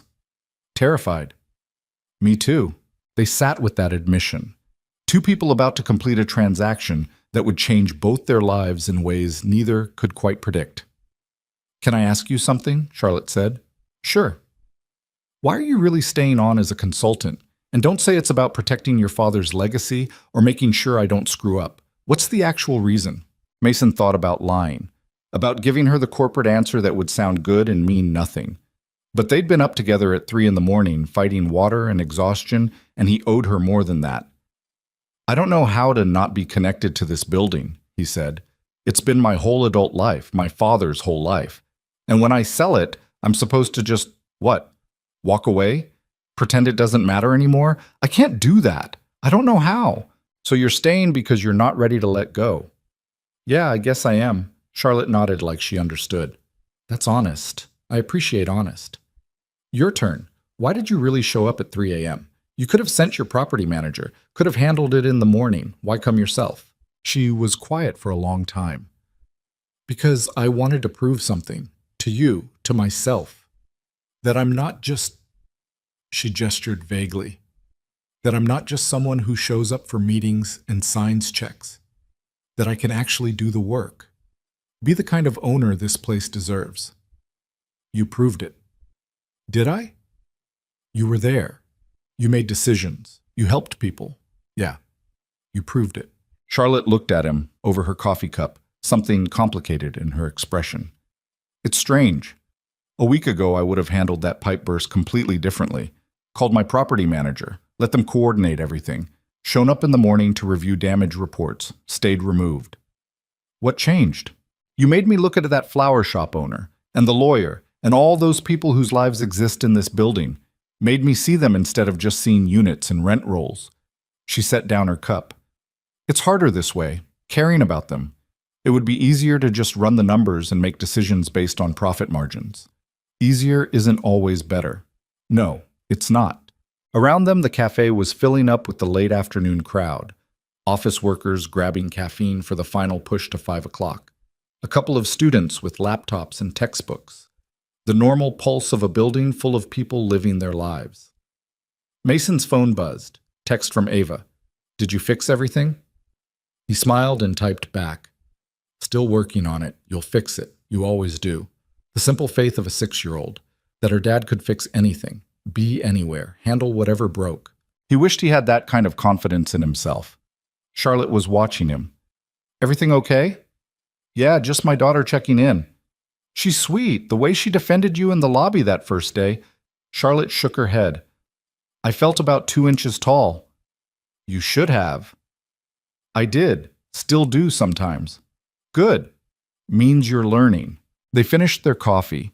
Made plans to meet again Thursday to walk through tenant renewals and lease negotiations. Charlotte left first, back to her office, and the pile of work she'd ignored all day. Mason stayed a while longer, watching the building move around him. Ray caught him on his way out. You heading home? Yeah, I got a kid who needs dinner. You're doing good work here, Mr. Reed. Both of you. Your father would be proud. Mason felt his throat tighten. Thanks, Ray. I mean it. This place. It matters. And you two are making sure it keeps mattering. That's worth something. Walking home through streets going dark, snow starting again in those gentle flakes that meant winter settling in for real, Mason thought about what mattered. Not the money from the sale, though that would help. Not the building itself, though that was significant. What mattered was that Charlotte Bennett had shown up at 3 in the morning, that she'd helped an architecture firm keep their dream alive, that she was learning to see people instead of units. What mattered was that maybe, just maybe, his father's building was going to someone who'd take care of it the right way. And maybe that was enough to let go. Or start learning how, anyway. The closing was scheduled for Thursday at 9 a.m. Mason woke up that morning with a knot in his stomach that coffee and determination couldn't untangle. He made Ava breakfast, pancakes shaped like crooked stars because that's what she'd asked for, and tried to act like this was just another day. Like he wasn't about to sign away 40 years of his family's history in a conference room downtown. Are you sad, Daddy? Ava asked around a mouthful of pancake. Why would I be sad? Because you're giving away Grandpa's building. Mason set down his coffee mug. I'm not giving it away, I'm selling it, and the money's going to help us do a lot of things, maybe even take a vacation. To where? I don't know yet. Where do you want to go? Ava thought about this with the seriousness she brought to all important decisions. Somewhere with penguins. Penguins live in cold places. I like cold. We live in Chicago. It's cold here. Different cold. Adventure cold.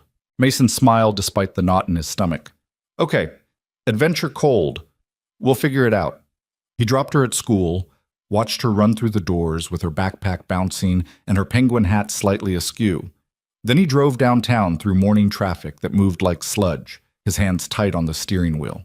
The law firm handling the closing was on the 30th floor of a building 3 blocks from Harrow Tower. Mason arrived 20 minutes early and sat in the waiting area trying to breathe normally. The receptionist offered him coffee he didn't want. Business news played on a mounted television with the sound off. Everything felt surreal. Charlotte arrived at 8:50, flanked by 2 lawyers and her CFO, a thin man in his 40s who looked at Mason like he was a problem that needed solving. She was back to full corporate armor, tailored suit, perfect hair, the kind of makeup that suggested effort while looking effortless. But when she caught Mason's eye, something in her expression softened. You ready? She asked. No. Me neither. Her CFO cleared his throat. Ms. Bennett, we should review the final documents before... I've reviewed them 3 times, David. I'm good. Charlotte dismissed him with a look that sent him scurrying toward the conference room. She sat down in the empty chair next to Mason. How are you actually doing? She asked quietly. I feel like I'm about to make a huge mistake. You're not. How do you know? Because I've spent the last week learning what this building means. To you, to your father, to everyone who depends on it. And I'm going to take care of it. I promise. Mason wanted to believe her. Wanted to trust that the woman who'd shown up at 3 a.m. to fight a water main break would be the same woman making decisions 6 months from now, a year from now, 5 years from now, when he wasn't around to call her out. But trust was hard when everything else felt like it was slipping away.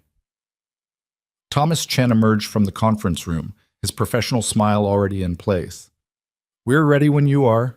The conference room was smaller than the one where they'd first met.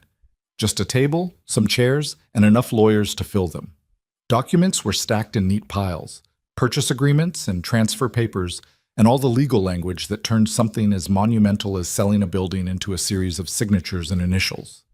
Mason sat across from Charlotte. Between them, $40 million and 40 years of history. Chen walked them through the documents with the practiced efficiency of someone who'd done this 1,000 times.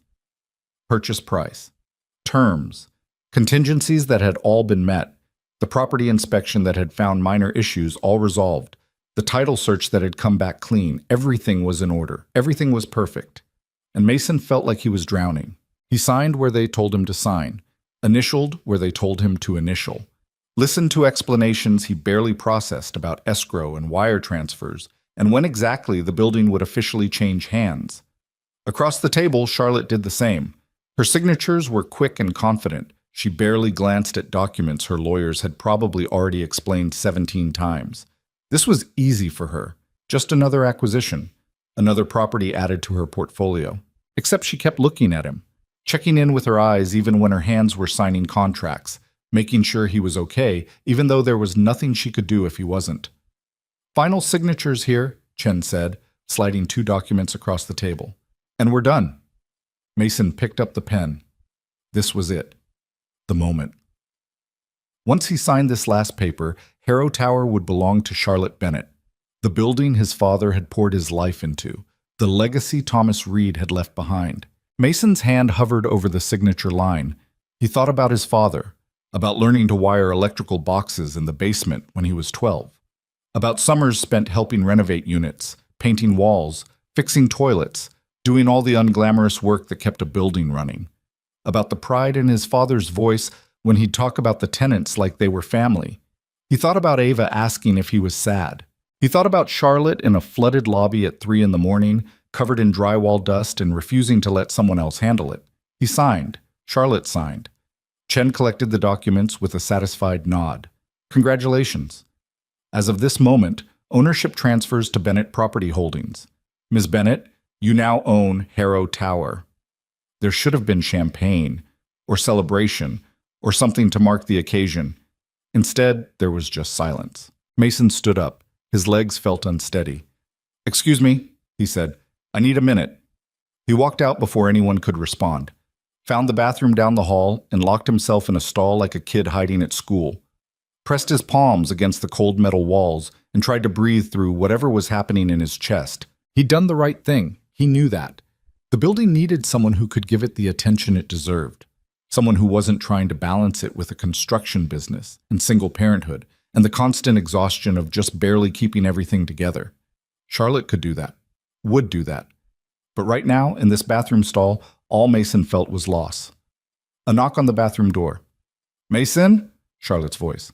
"I'm fine," he called back. "You're not. And that's okay." He heard her come in, heard the door swing shut behind her. She shouldn't be in here. This was the men's room, but apparently she didn't care. "Can you give me a minute?" Mason asked. "No." He unlocked the stall door. Charlotte was leaning against the sink, arms crossed, watching him with an expression that was part concern and part understanding. "This is weird," he said. "You being in here." "I've done weirder." She paused. That sounded wrong. Despite everything, Mason almost laughed. "You think?" "I meant in business. I've done weirder things in business. That's not actually better." Now she did smile, just a little. Fair point.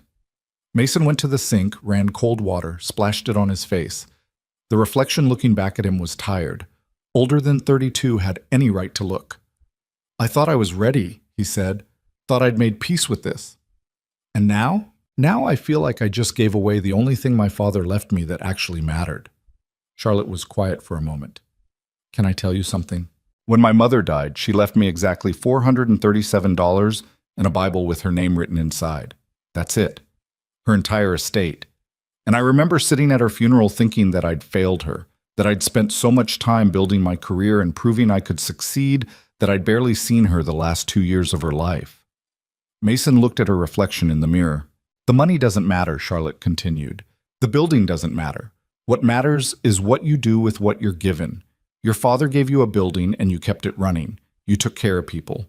You showed up at 3 in the morning when pipes burst. That's not nothing, Mason. That's everything." "But now it's yours. Now it's mine," she agreed.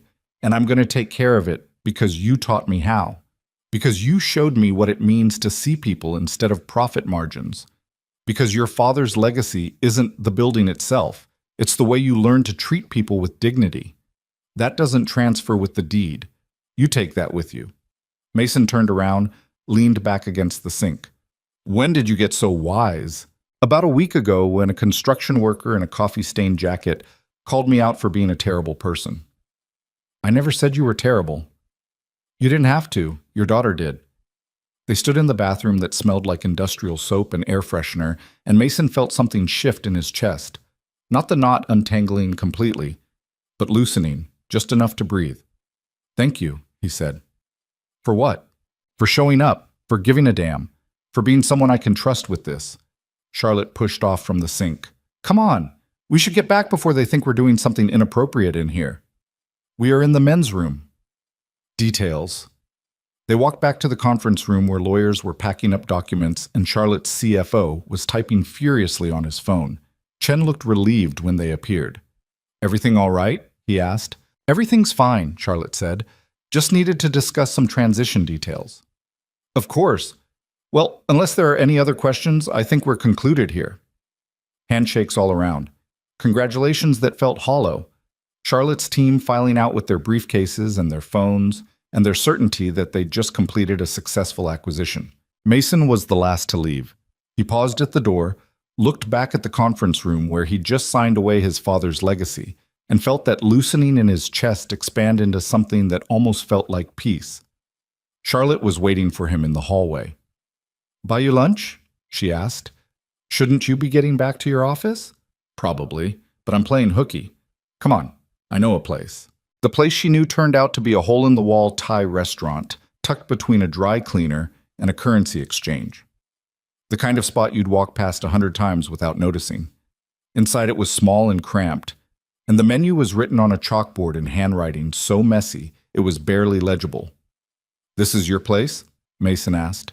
"I used to come here when I was in grad school, working 3 jobs, taking out loans I'm still paying off, eating pad thai that cost $4 because it was all I could afford." Charlotte slid into a booth that had duct tape holding the vinyl together. "I haven't been back in probably 5 years. Why today?" "Because today feels like it should be marked somehow. And champagne in a boardroom wasn't right. This felt right." A woman emerged from the kitchen, tiny, probably 60, with gray hair and an apron covered in stains. Her face lit up when she saw Charlotte. "Charlotte Bennett, I thought you were dead." Charlotte laughed. "Hi, Mrs. Somchai. You disappear for 5 years, I assume dead. But no, you just become too fancy for my restaurant." "I'm not too fancy. I've just been busy." "Too busy for pad thai? That's too busy." Mrs. Somchai turned her attention to Mason. "Who's this? Boyfriend? Business associate?" Charlotte said quickly. "Business associate." Mrs. Somchai made a face like she didn't believe that for a second. "Fine. What do you want to eat?" They ordered pad thai for Charlotte, drunken noodles for Mason, spring rolls to share. Mrs. Somchai disappeared into the kitchen, muttering something in Thai that probably wasn't complimentary. "She seems nice," Mason said. "She's terrifying, but her food is incredible." They sat in the booth with its duct-taped vinyl and wobbly table, and for the first time since signing the papers, Mason felt himself relax. Not completely, but enough. "So," Charlotte said, "you're officially my consultant now." "Officially. What happens next?" "Next, we start the actual work. Lease renewals, tenant relations, making sure your property management team understands that profit isn't the only metric that matters. My CFO is going to love that." "Your CFO can deal with it." Charlotte smiled. "He really is going to hate you." "Good, I'm not here to be liked." Their food arrived in portions that were probably twice what they'd ordered. Mrs. Somchai set down plates with authority. "You eat," she commanded. "Both of you too skinny." "I'm not too skinny," Mason protested. "You are skinny. Eat." She disappeared again. Charlotte was already digging into her pad thai with the enthusiasm of someone revisiting a memory. "Oh my God," she said around a mouthful. "I forgot how good this is." Mason tried his noodles. She wasn't wrong. Whatever Mrs. Somchai was doing in that kitchen, it worked. They ate in comfortable silence for a while. Outside, the lunch rush was picking up. People hurrying past the windows, bundled against the cold, living their lives without knowing that the 2 people in the corner booth had just completed a $40 million transaction. "Can I ask you something?" Charlotte said. "You're going to anyway. What are you going to do with the money?" Mason had been thinking about that question for weeks. "Pay off my mortgage, set up a college fund for Ava, take that vacation she wants to somewhere with adventure cold and penguins." He paused. "Save the rest. For emergencies, for the future, for whatever comes next." "That's very responsible." "I have a kid. Responsible is kind of the job. You could do something for yourself, though. Buy something. Take a real vacation. Actually enjoy it. I am enjoying it. Knowing my daughter's education is covered, that's enjoyment. Charlotte set down her fork. You're a better person than I am. I'm not. I'm just tired of pretending money is the point. What is the point? Mason thought about Ava's face that morning. Her absolute certainty that penguins and adventure cold were important. Her trust that he'd figure it out because he always did. The point is being there, he said. Showing up. Making sure the people who depend on you know they can depend on you. Everything else is just, he gestured vaguely. Details. Charlotte was watching him with an expression he couldn't quite read. Your wife. Ava's mother. What happened? The question came out of nowhere but somehow didn't feel intrusive. Just honest. Like she was trying to understand him, and that required knowing the parts he usually kept hidden. Cancer, Mason said. Pancreatic. By the time they found it, it was stage 4. She was gone in 3 months. I'm sorry. Yeah, me too. Mason picked at his noodles. Ava was 3. Barely understood what was happening. Just knew Mommy was sick, and then Mommy was gone, and Daddy was trying to hold everything together while falling apart. How did you do it? I don't know. I just woke up every morning and made breakfast and changed diapers and went to work and came home and read bedtime stories and fell into bed and did it again the next day. Eventually, the days turned into weeks, turned into months, turned into 3 years, and here we are. That's not nothing. Feels like nothing sometimes. Charlotte reached across the table, put her hand on his.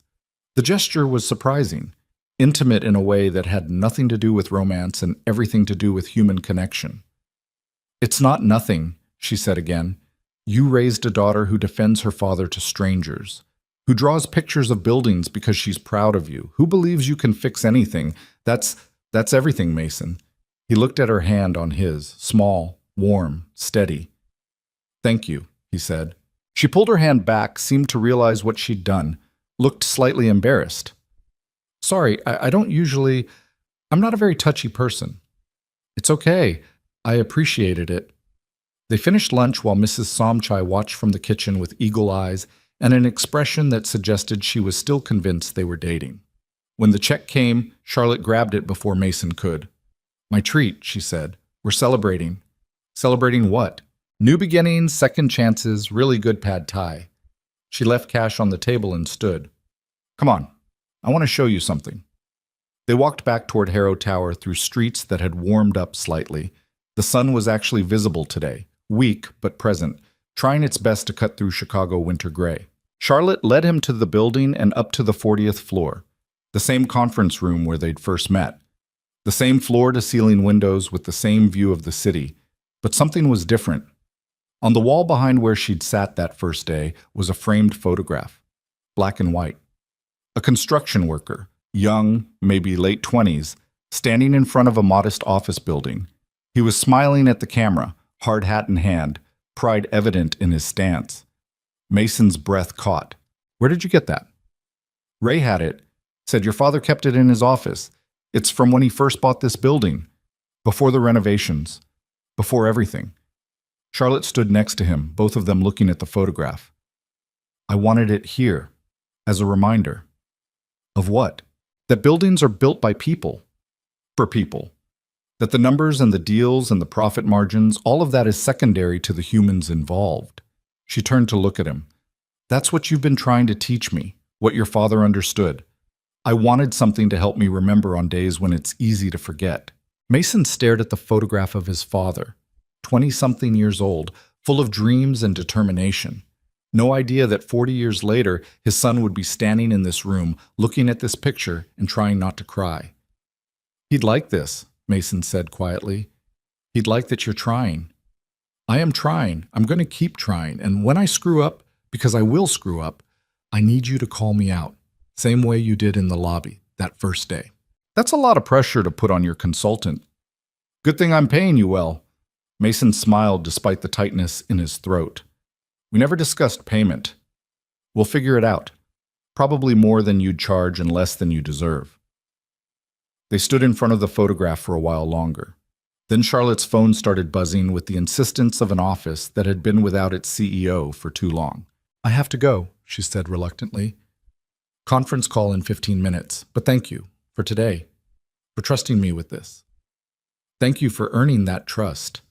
She left in a hurry, heels clicking down the hallway, already on her phone before she reached the elevator. Back to being the powerful CEO who ran a multi-million-dollar investment firm.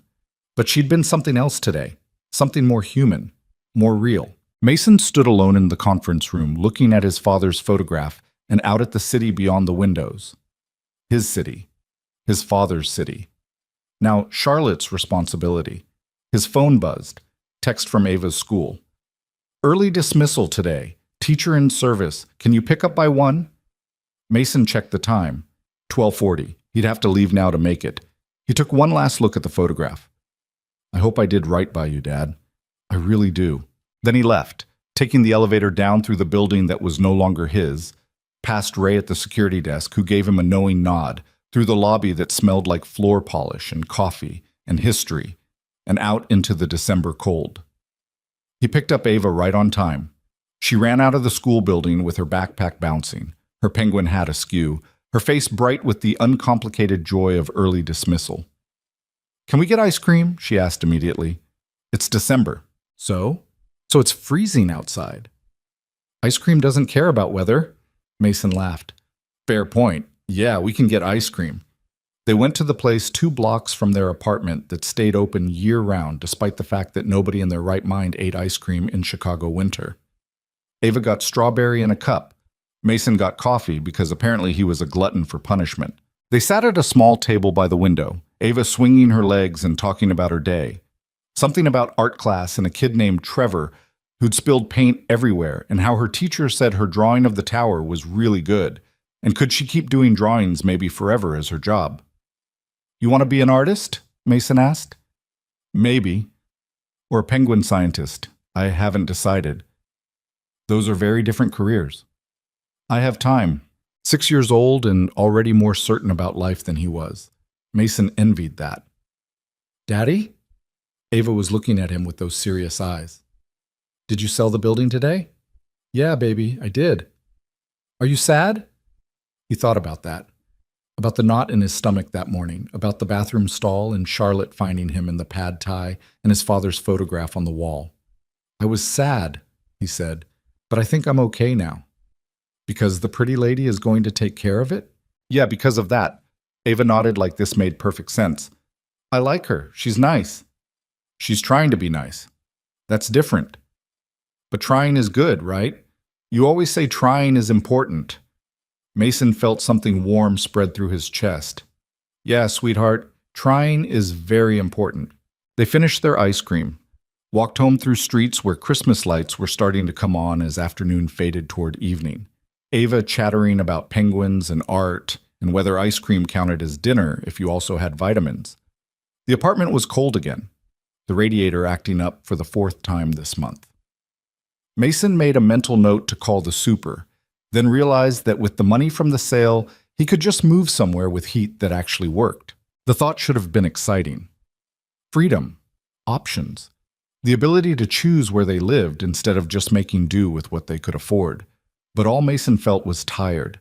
He made Ava an actual dinner, chicken nuggets and carrots because he was out of energy for anything more creative. She ate while watching a show about ocean animals that she'd seen 17 times before. He cleaned up the kitchen and thought about Charlotte and the building and his father's photograph and what came next. His phone buzzed. Text from Charlotte.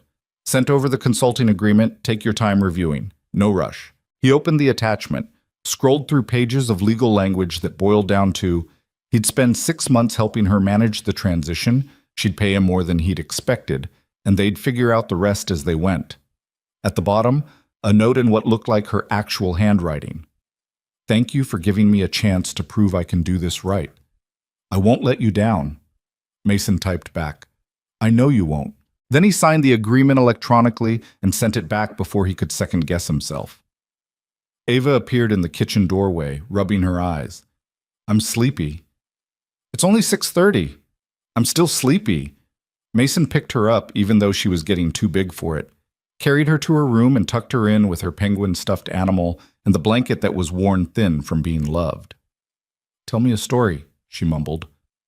What kind of story? A true one. Mason thought for a moment. Okay. Once upon a time, there was a man who built something really special, and he worked really hard to make sure it stayed special. And when he died, he left it to his son, who was worried he couldn't take care of it as good as his father did. Is this about Grandpa's building? Ava's eyes were barely open. Yeah. What happened to the son? The son realized he didn't have to do it alone, that sometimes the bravest thing you can do is trust someone else to help carry something important. Did they live happily ever after? Mason smoothed her hair back from her face. They're still working on it, but I think they're going to be okay. Good, Ava yawned. I like happy stories. Me too, baby. She was asleep in minutes. Mason sat on the edge of her bed watching her breathe, this small human who'd become his entire world, and felt the weight of the day finally settle on his shoulders. He'd sold his father's building. He'd trusted Charlotte Bennett. He'd taken a leap into uncertainty. And somehow, sitting in his daughter's room with the radiator clanging and Mrs. Kowalski's television humming through the walls and all the ordinary sounds of their ordinary life, Mason felt like maybe he'd done the right thing. Maybe his father would be proud. Maybe Charlotte would keep her promises. Maybe 6 months from now, he'd be able to let go completely. Or maybe he'd just learned that letting go wasn't the point, that staying connected while learning to trust someone else. That was the point. Mason stood up carefully, kissed Ava's forehead, and walked out to his own room where exhaustion was waiting to claim him. Tomorrow he'd start his new job as a consultant. Tomorrow he'd help Charlotte navigate the complicated reality of owning a building full of people with lives and dreams and problems. Tomorrow he'd figure out what came next. But tonight he was just a tired father who'd survived another day. And sometimes that was enough. 6 weeks later, Mason stood in the lobby of Harrow Tower watching Charlotte argue with her CFO and realized something had shifted, not just in the building, in her. I don't care what the quarterly projections say, David. We're not raising rent on the residential units more than 3%. That's final. David's face was red. 3% doesn't even cover our increased operating costs. We need at least 7 to maintain current margins. Then we maintain lower margins. Miss Bennett, with all due respect, David, I own this building. Not you, not the board. Me. And I'm telling you 3%. Charlotte's voice was steel wrapped in silk. If you can't work within that parameter, I'm happy to find a CFO who can. David opened his mouth, closed it, nodded stiffly, and walked away muttering something about unrealistic expectations. Charlotte turned to Mason. Too harsh? No, just right. He's going to complain to the board. Let him. You're doing the right thing. She smiled, tired but genuine. I'm trying. Some days it's harder than others. The last 6 weeks had been a masterclass in controlled chaos. Charlotte learning the building's rhythms. Mason teaching her which tenants needed gentle handling and which ones responded better to directness. Together they'd navigated 2 more minor emergencies, renegotiated a dozen leases, and fired a property manager who'd been skimming maintenance fees for 3 years. It hadn't been smooth. Charlotte still defaulted to spreadsheet thinking sometimes. Still had to catch herself before making decisions based purely on profit. Still struggled with seeing people instead of units. But she was trying, really trying. And slowly the building was responding. You have time for coffee? Charlotte asked. Always. They walked to Marty's because that had become their routine. Thursday mornings, coffee and pie, and honest conversations about what was working and what wasn't. Marty looked up when they entered, his weathered face creasing into something almost like a smile. The usual? He called. Please, Charlotte said, sliding into their regular booth. Their regular booth. When had that happened? When had this become a routine instead of an obligation? Marty brought coffee and 2 slices of apple pie without asking. Charlotte had stopped protesting the pie 3 weeks ago. Now she just ate it and occasionally admitted it was good. So, she said, wrapping her hands around her mug, I got the proposal from Mrs. Patterson. Mason had helped Mrs. Patterson draft it, a request for a small expansion into the vacant unit next to her flower shop. Nothing major, just enough room to add a workspace and maybe take on an assistant. And? He asked. And I approved it. Rent stays the same. She just gets more space. Charlotte took a sip of coffee. David nearly had a stroke when I told him. David needs to relax. David needs to understand that not everything is about maximizing profit. You really have changed, Charlotte looked at him over her mug. You sound surprised. I am, a little. Most people don't actually change, they just get better at pretending. Is that what you think I'm doing? Pretending? Mason considered that. No, I don't think you're pretending. I think you're fighting against every instinct you developed over 10 years of climbing corporate ladders. And some days you win that fight, and some days you don't. But you keep fighting. That's exhausting. Yeah, change usually is. They sat with that for a moment. Outside, snow was falling again. It had been snowing on and off for 2 days. The city was buried under 6 inches of white that had already turned gray from car exhaust and foot traffic. Ava's school called, Mason said. Winter concert is next week. She's singing a solo. That's great. She wants you to come. Charlotte's eyebrows rose. Me? She likes you, talks about you all the time. The pretty lady who owns Daddy's building and who's trying really hard to be nice. Trying really hard. That's quite the endorsement. It's better than what she said about you 6 weeks ago. What did she say 6 weeks ago? That you were mean and you made me sad. Charlotte winced. Kids are brutal. Kids are honest. There's a difference. So she thinks I'm trying now. That's progress. It is. So will you come to the concert? Charlotte pulled out her phone, checked her calendar, frowned. I have a meeting with investors that afternoon. Okay. But I can move it. She was already typing. What time? 7. At the school auditorium. I'll be there. Mason felt something warm settle in his chest. You don't have to. I know, but I want to. Charlotte set down her phone. Ava defended you to a stranger when I was being terrible. The least I can do is show up when she sings. She'll be thrilled. Don't tell her yet. I don't want to disappoint her if something comes up. Nothing's going to come up. You don't know that. I do, because you just moved a meeting with investors. That's not something you do lightly. Charlotte was quiet for a moment. No, it's not. They finished their coffee. Charlotte paid like she always did, leaving extra because Marty's prices hadn't changed since 1987, and she felt guilty about it. They walked back to the tower through snow that was getting heavier, the kind that meant the city would slow down and schools would maybe close tomorrow, and everyone would pretend to be surprised even though this was Chicago in December.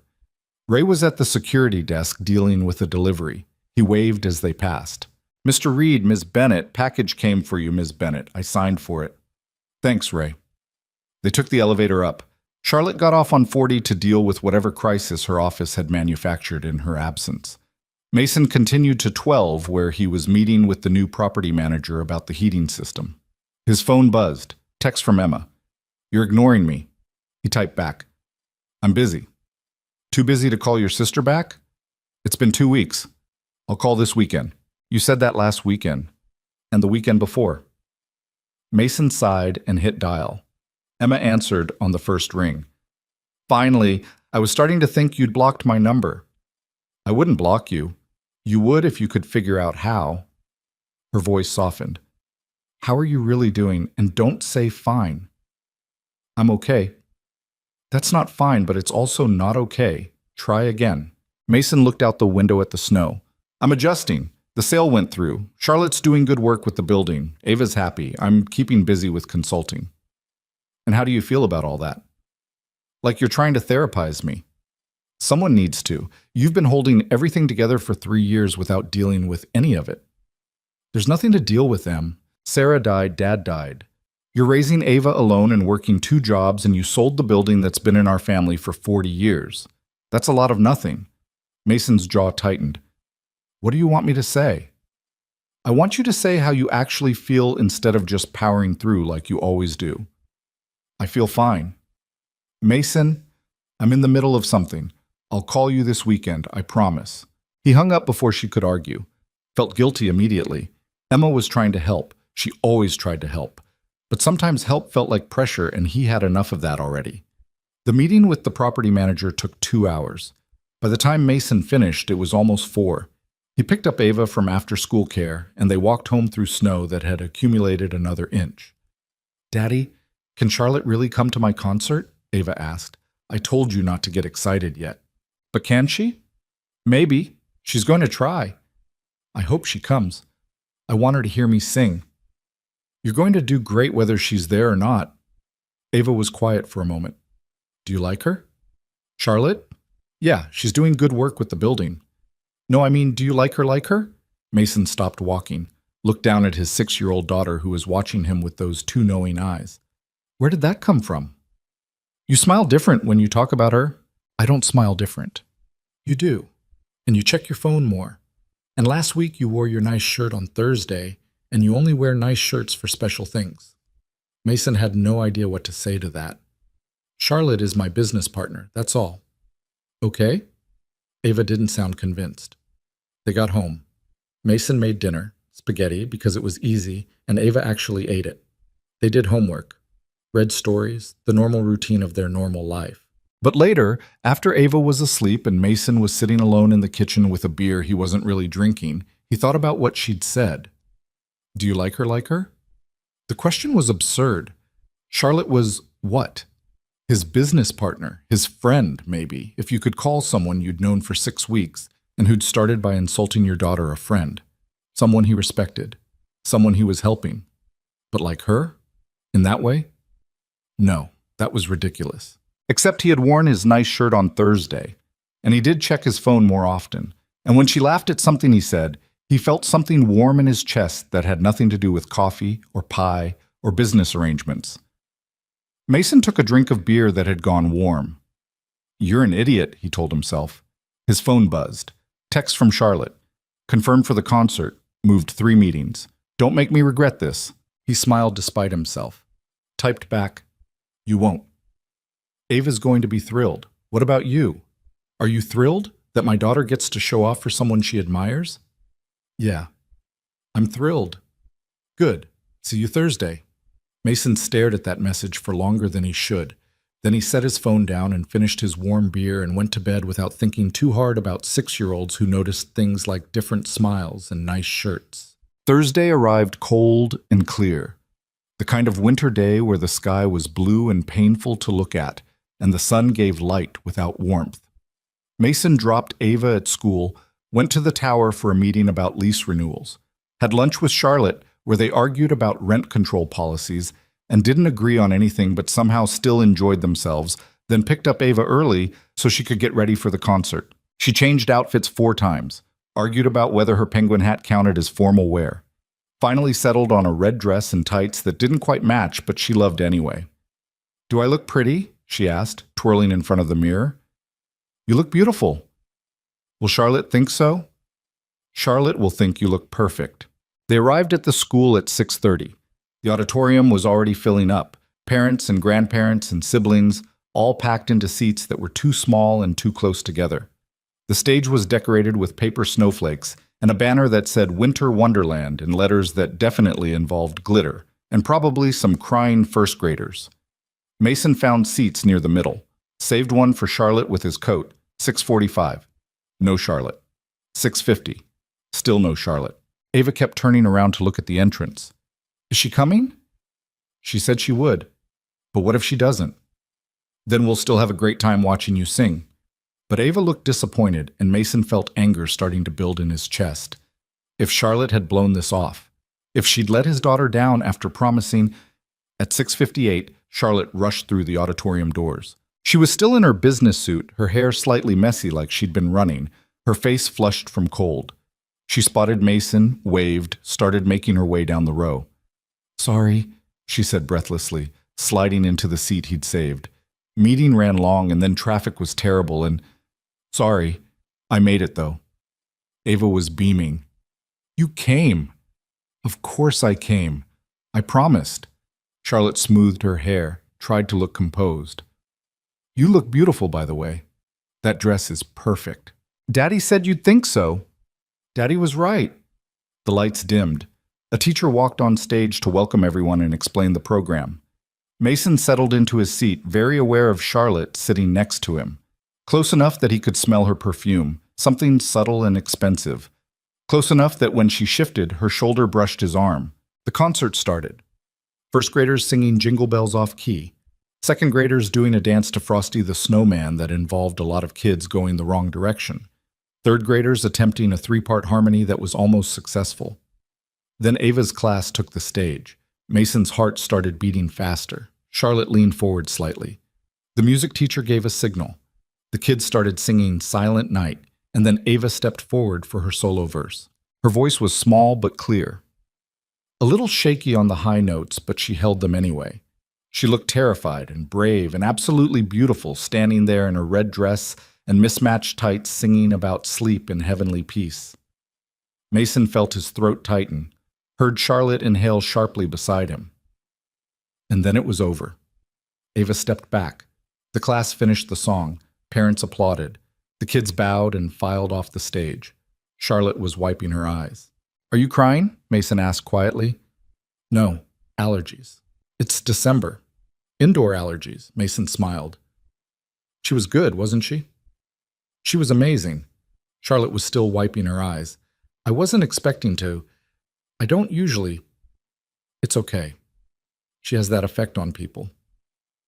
The rest of the concert passed in a blur. More classes, more songs. Finally, the whole school on stage for one last number that involved jingle bells and choreography that fell apart halfway through, but nobody cared. Then it was over. Parents flooding toward the stage to collect their kids. Mason and Charlotte made their way through the crowd to where Ava was standing with her class. She saw them and ran over, launching herself at Mason first, then turning to Charlotte. "Did you hear me? Was I good?" "You were perfect," Charlotte said.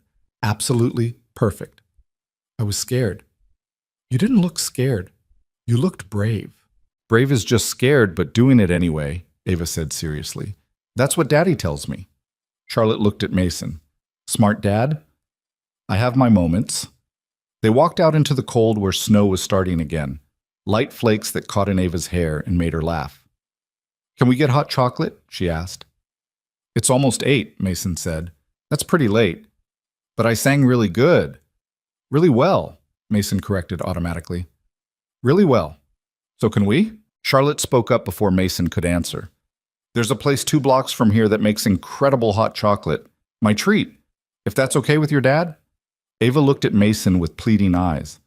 "Yeah," he said. "Okay, but just one. Then home and bed." The place Charlotte knew was a small cafe that stayed open late and catered to the after-concert crowd.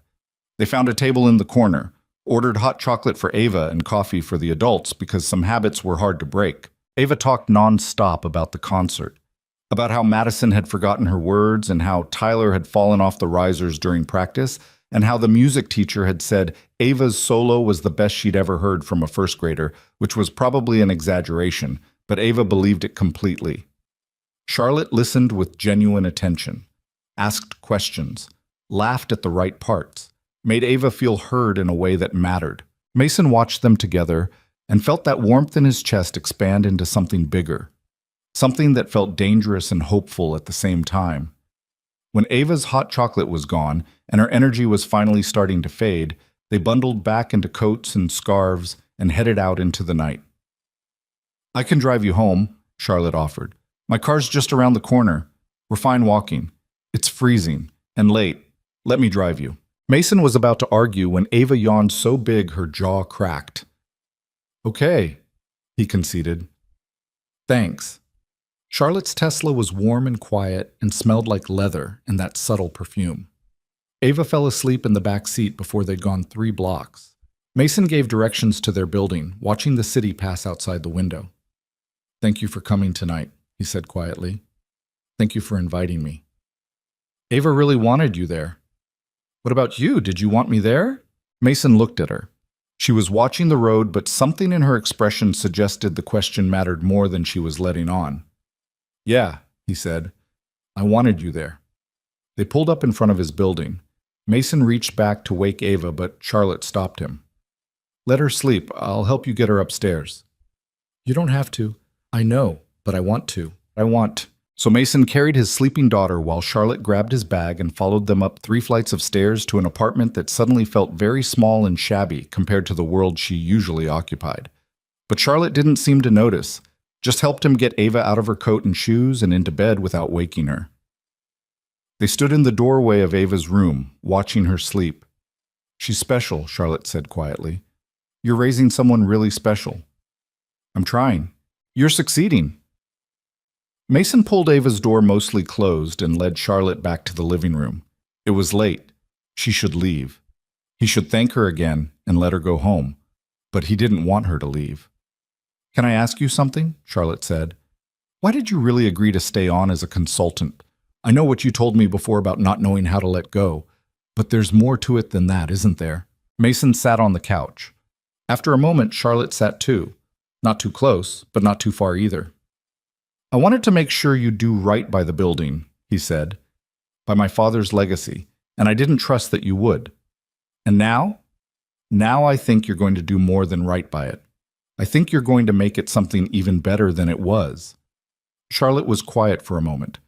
"That first day, in the lobby, when I spilled coffee on you and said all those terrible things, you don't have to—" "Let me finish. That was the worst version of myself, the person I'd become without realizing it. And you called me out. Made me see it, made me want to be better." She turned to look at him. "Nobody had done that in years. People either told me what I wanted to hear or stayed silent when I was wrong.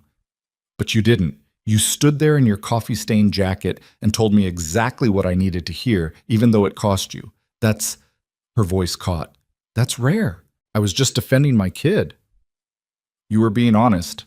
There's a difference." They sat in the small living room with its secondhand furniture and radiator that clanged and all the ordinary evidence of a life lived on a budget. Charlotte looked completely out of place and somehow perfectly at home at the same time. "Can I tell you something?" Mason said. "Always. I was terrified of you.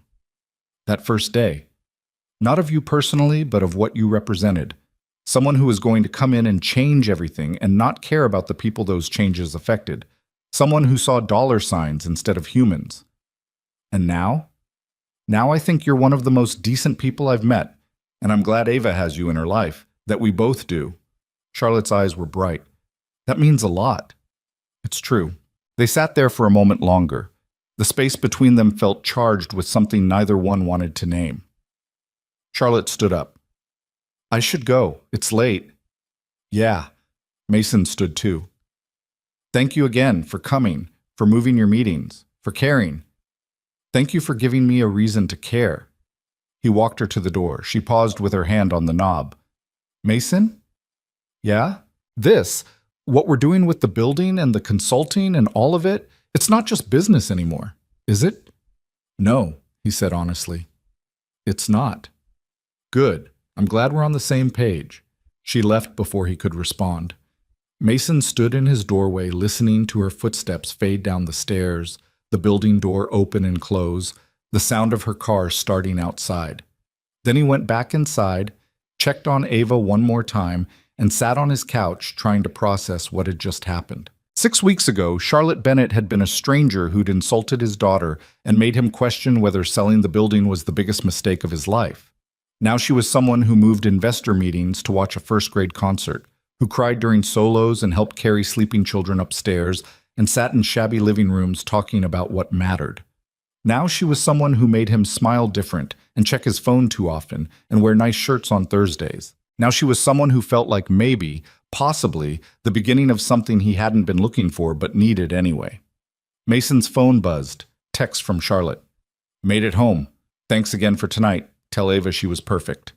He typed back, "Will do. Drive safe." Then, before he could think better of it, "Same time next Thursday? Coffee and pie?" Her response came quickly. Wouldn't miss it. Mason set his phone down and sat in the quiet apartment, thinking about change and trust, and all the ways life surprised you when you stopped trying to control it. The radiator clanged. Mrs. Kowalski's television hummed through the walls. Snow fell outside the window, turning the city soft and temporary. And somewhere across town, Charlotte Bennett was probably thinking about the same things he was. About concerts and hot chocolate and small living rooms where something had shifted between them. About how sometimes the best things in life came from the moments that started out worst. About how you could spill coffee on someone and insult their daughter and still somehow find your way to sitting beside them at a school concert 6 weeks later, crying over Silent Night and meaning it. The next morning, Mason woke up to Ava jumping on his bed. "Daddy! Daddy! Look!" She shoved her phone, the old one he'd given her for emergencies, in his face. On the screen was a text from Charlotte. "You were the star of the show last night. Thanks for letting me be there to see it. Here's a little something for the Penguin Fund. Below the message was a photo, a donation receipt, $5,000 to the Chicago Aquarium's Penguin Habitat Adoption Program, in Ava's name. She bought me penguins! Ava was bouncing so hard the bed shook. Real penguins. Well, not real, but adoption penguins. Can we go see them, please? Mason stared at the receipt. $5,000. For a 6-year-old who'd mentioned penguins exactly twice in Charlotte's presence. He typed back, "This is too much." Charlotte's response came immediately. "It's exactly right. Besides, I needed a tax write-off. Nobody needs a $5,000 tax write-off for penguins. I do. And Ava deserves it. Let me do this." Mason looked at his daughter's face. Pure joy, uncomplicated happiness. "Thank you," he typed. "This means everything to her." Good. That was the point. They went to the aquarium that Saturday, all 3 of them. Charlotte met them at the entrance wearing jeans and a winter coat and minimal makeup, looking more relaxed than Mason had ever seen her. Ava grabbed her hand immediately. "Come on, the penguins are this way." Charlotte let herself be dragged through the crowds to the penguin habitat, where Ava pressed her face against the glass and talked nonstop about species and habitats and which one was definitely hers, even though they all looked identical. Mason hung back, watching Charlotte crouch down to Ava's level, pointing at different penguins, asking questions that Ava answered with absolute authority, despite having learned everything from a nature documentary last week. This was someone who had shown up at 3 a.m. to fight a water main break, who'd moved investor meetings for a school concert, who'd donated $5,000 to penguins because a 6-year-old loved them. This was someone who was trying, really trying. And somewhere in the last 6 weeks, Mason had stopped seeing her as the woman who'd spilled coffee on him and started seeing her as someone who mattered, someone who fit into his life in ways he hadn't expected and didn't entirely understand but didn't want to lose. They spent 3 hours at the aquarium, saw dolphins and sharks and a beluga whale that made Ava scream with delight. Got lunch at the cafe where Ava insisted on fish sticks because it's only fair we eat fish where fish live. Charlotte laughed, an actual full laugh that made her whole face light up. And Mason thought, I'm in trouble, because this felt like more than business, more than friendship, more than any of the safe categories he'd been using to avoid admitting what was actually happening. This felt like falling for someone, which was terrifying because he hadn't fallen for anyone since Sarah, hadn't wanted to, hadn't had room in his life for anything except survival and Ava and getting through each day without completely falling apart. But here he was, in an aquarium, watching Charlotte help his daughter identify different species of jellyfish, feeling something warm and dangerous growing in his chest. His phone rang. Emma. He almost didn't answer, but she'd been calling all week and he'd been avoiding her, and eventually he'd have to deal with that. Hey, he answered, stepping away from Charlotte and Ava. Finally, I was starting to think you'd died. Emma's voice was sharp. Where have you been? Busy. Too busy to call your sister? I'm calling now. Because I called you first. She sighed. Look, I'm worried about you. You sold Dad's building. You're consulting for some CEO you barely know. I'm fine, Em. You keep saying that, but I don't believe you. When are you going to actually deal with everything instead of just pushing through? Mason watched Ava point at something in a tank, watched Charlotte lean in to see better, watched 2 people he cared about existing in the same space and making each other happy. I am dealing with it, he said quietly, just not the way you think I should. What does that mean? It means I'm figuring things out, on my own timeline, in my own way. And I need you to trust that I know what I'm doing. Do you? Know what you're doing? Mason thought about that, about coffee at Marty's and lease negotiations and pipe bursts at 3 a.m., about school concerts and penguin donations, and the way Charlotte looked at him, sometimes like she was seeing something she hadn't expected either. No, he admitted, but I'm okay with that. Emma was quiet for a moment. Who's the woman? What woman? The one I can hear in the background. The one who's making you sound different. There's no... Mason stopped. How do you do that? I'm your sister. I know things. So who is she? Her name's Charlotte. She bought the building. And? And we're working together, and she's been good for Ava, and I don't know what else to tell you. You could tell me if you like her." Mason looked across the aquarium at Charlotte, who was now carrying Ava on her shoulders so she could see into a tall tank, both of them laughing about something. "Yeah," he said. "I like her." "Good. You deserve to like someone. You deserve to be happy." "I am happy. I mean, actually happy. Not just functioning happy." "I know what you meant." They talked for a few more minutes. Emma extracted a promise that he'd call more often and maybe visit Portland in the spring and stop avoiding her like she was the enemy. Then she let him go. Mason walked back to Charlotte and Ava. They were sitting on a bench now, Ava between them, eating ice cream despite the fact that it was barely 1 in the afternoon. "Everything okay?" Charlotte asked. "Yeah, just my sister checking in." "The one who worries about you?" "That's the one. Smart sister." Ava leaned against Charlotte's arm, getting ice cream on her coat. Charlotte didn't seem to notice or care. Mason sat down on Ava's other side. They stayed there for a while, 3 people on a bench in an aquarium, eating ice cream and watching families pass by and not talking because they didn't need to. This, Mason thought, this is what I've been missing. Not romance necessarily, though maybe that too eventually if they could figure it out. But this, connection. Someone who showed up, someone who tried, someone who made his daughter laugh and made him want to be better, and made their small life feel bigger somehow. That night, after Ava was in bed, Mason sat at his kitchen table with a beer and his laptop. Pulled up the consulting agreement he'd signed 6 weeks ago. The one that said 6 months and then they'd reevaluate. 4.5 months left. Then what? Walk away? Go back to just running his construction business and being Ava's dad and letting Charlotte manage the building on her own? The thought felt wrong. Incomplete. His phone buzzed. Text from Charlotte. "Today was perfect. Thank you for letting me be part of it." He typed back. "Thank you. For the penguins. For showing up. For everything. That's what friends do." Friends? The word felt both accurate and insufficient. "Is that what we are?" he typed. "Friends?"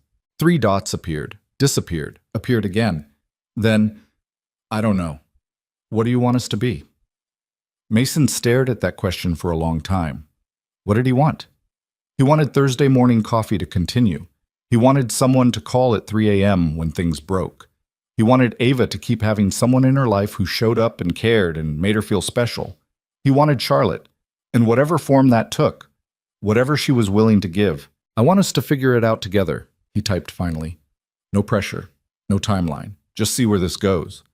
The response took longer this time, but when it came, it made him smile. "I'd like that. A lot." "Good. Me too. See you Thursday? Wouldn't miss it."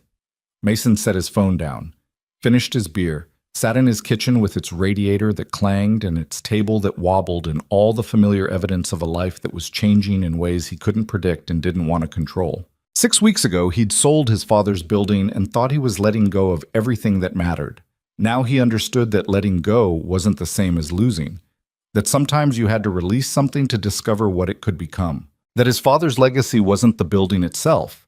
It was the lesson Thomas Reed had spent 40 years teaching, that people mattered more than property, that dignity wasn't something you owned but something you gave, that the measure of your life wasn't what you accumulated but what you shared. Charlotte was learning that lesson now, teaching it to her CFO and her board, and everyone who thought buildings were just assets and tenants were just revenue streams. And maybe in teaching her, Mason had learned something too, that moving forward didn't mean forgetting. That trust was a choice you made every day. That love, whatever form it took, was worth the risk of being hurt.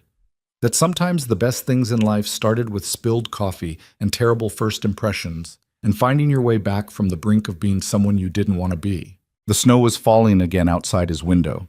Chicago buried under winter white. The city sleeping and waking and moving forward because that's what cities did, what people did, what life demanded. Mason cleaned up his beer bottle, checked on Ava one last time, went to bed thinking about Thursday morning and penguin habitats and a woman who'd started as a mistake and become something essential. 4.5 months left on the consulting agreement, but Mason had a feeling they'd figure out what came after, together. Because that's what you did when you found someone worth keeping. You figured it out. You showed up. You tried. And sometimes, if you were very lucky, that was enough. In the morning, Mason woke to another text from Charlotte. Just a photo this time. The view from her office window. The sun rising over Lake Michigan. The city waking up below. And a simple message. Another day. Let's make it count. Mason smiled and typed back, always.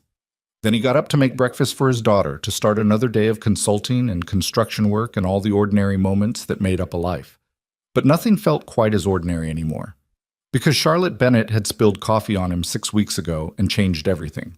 Because his father's building was in good hands. Because Ava had penguins and a person who showed up and a future that looked brighter than it had in 3 years. Because sometimes you had to break something to fix what was actually wrong. And sometimes the person who broke you was the same person who helped put you back together. Not perfectly, never perfectly, but whole enough to keep going, strong enough to try again, brave enough to believe that tomorrow might be better than today. And in a city that never stopped moving, in a building full of people whose lives intersected and diverged and touched each other in ways they'd never fully understand, that was enough. That was everything.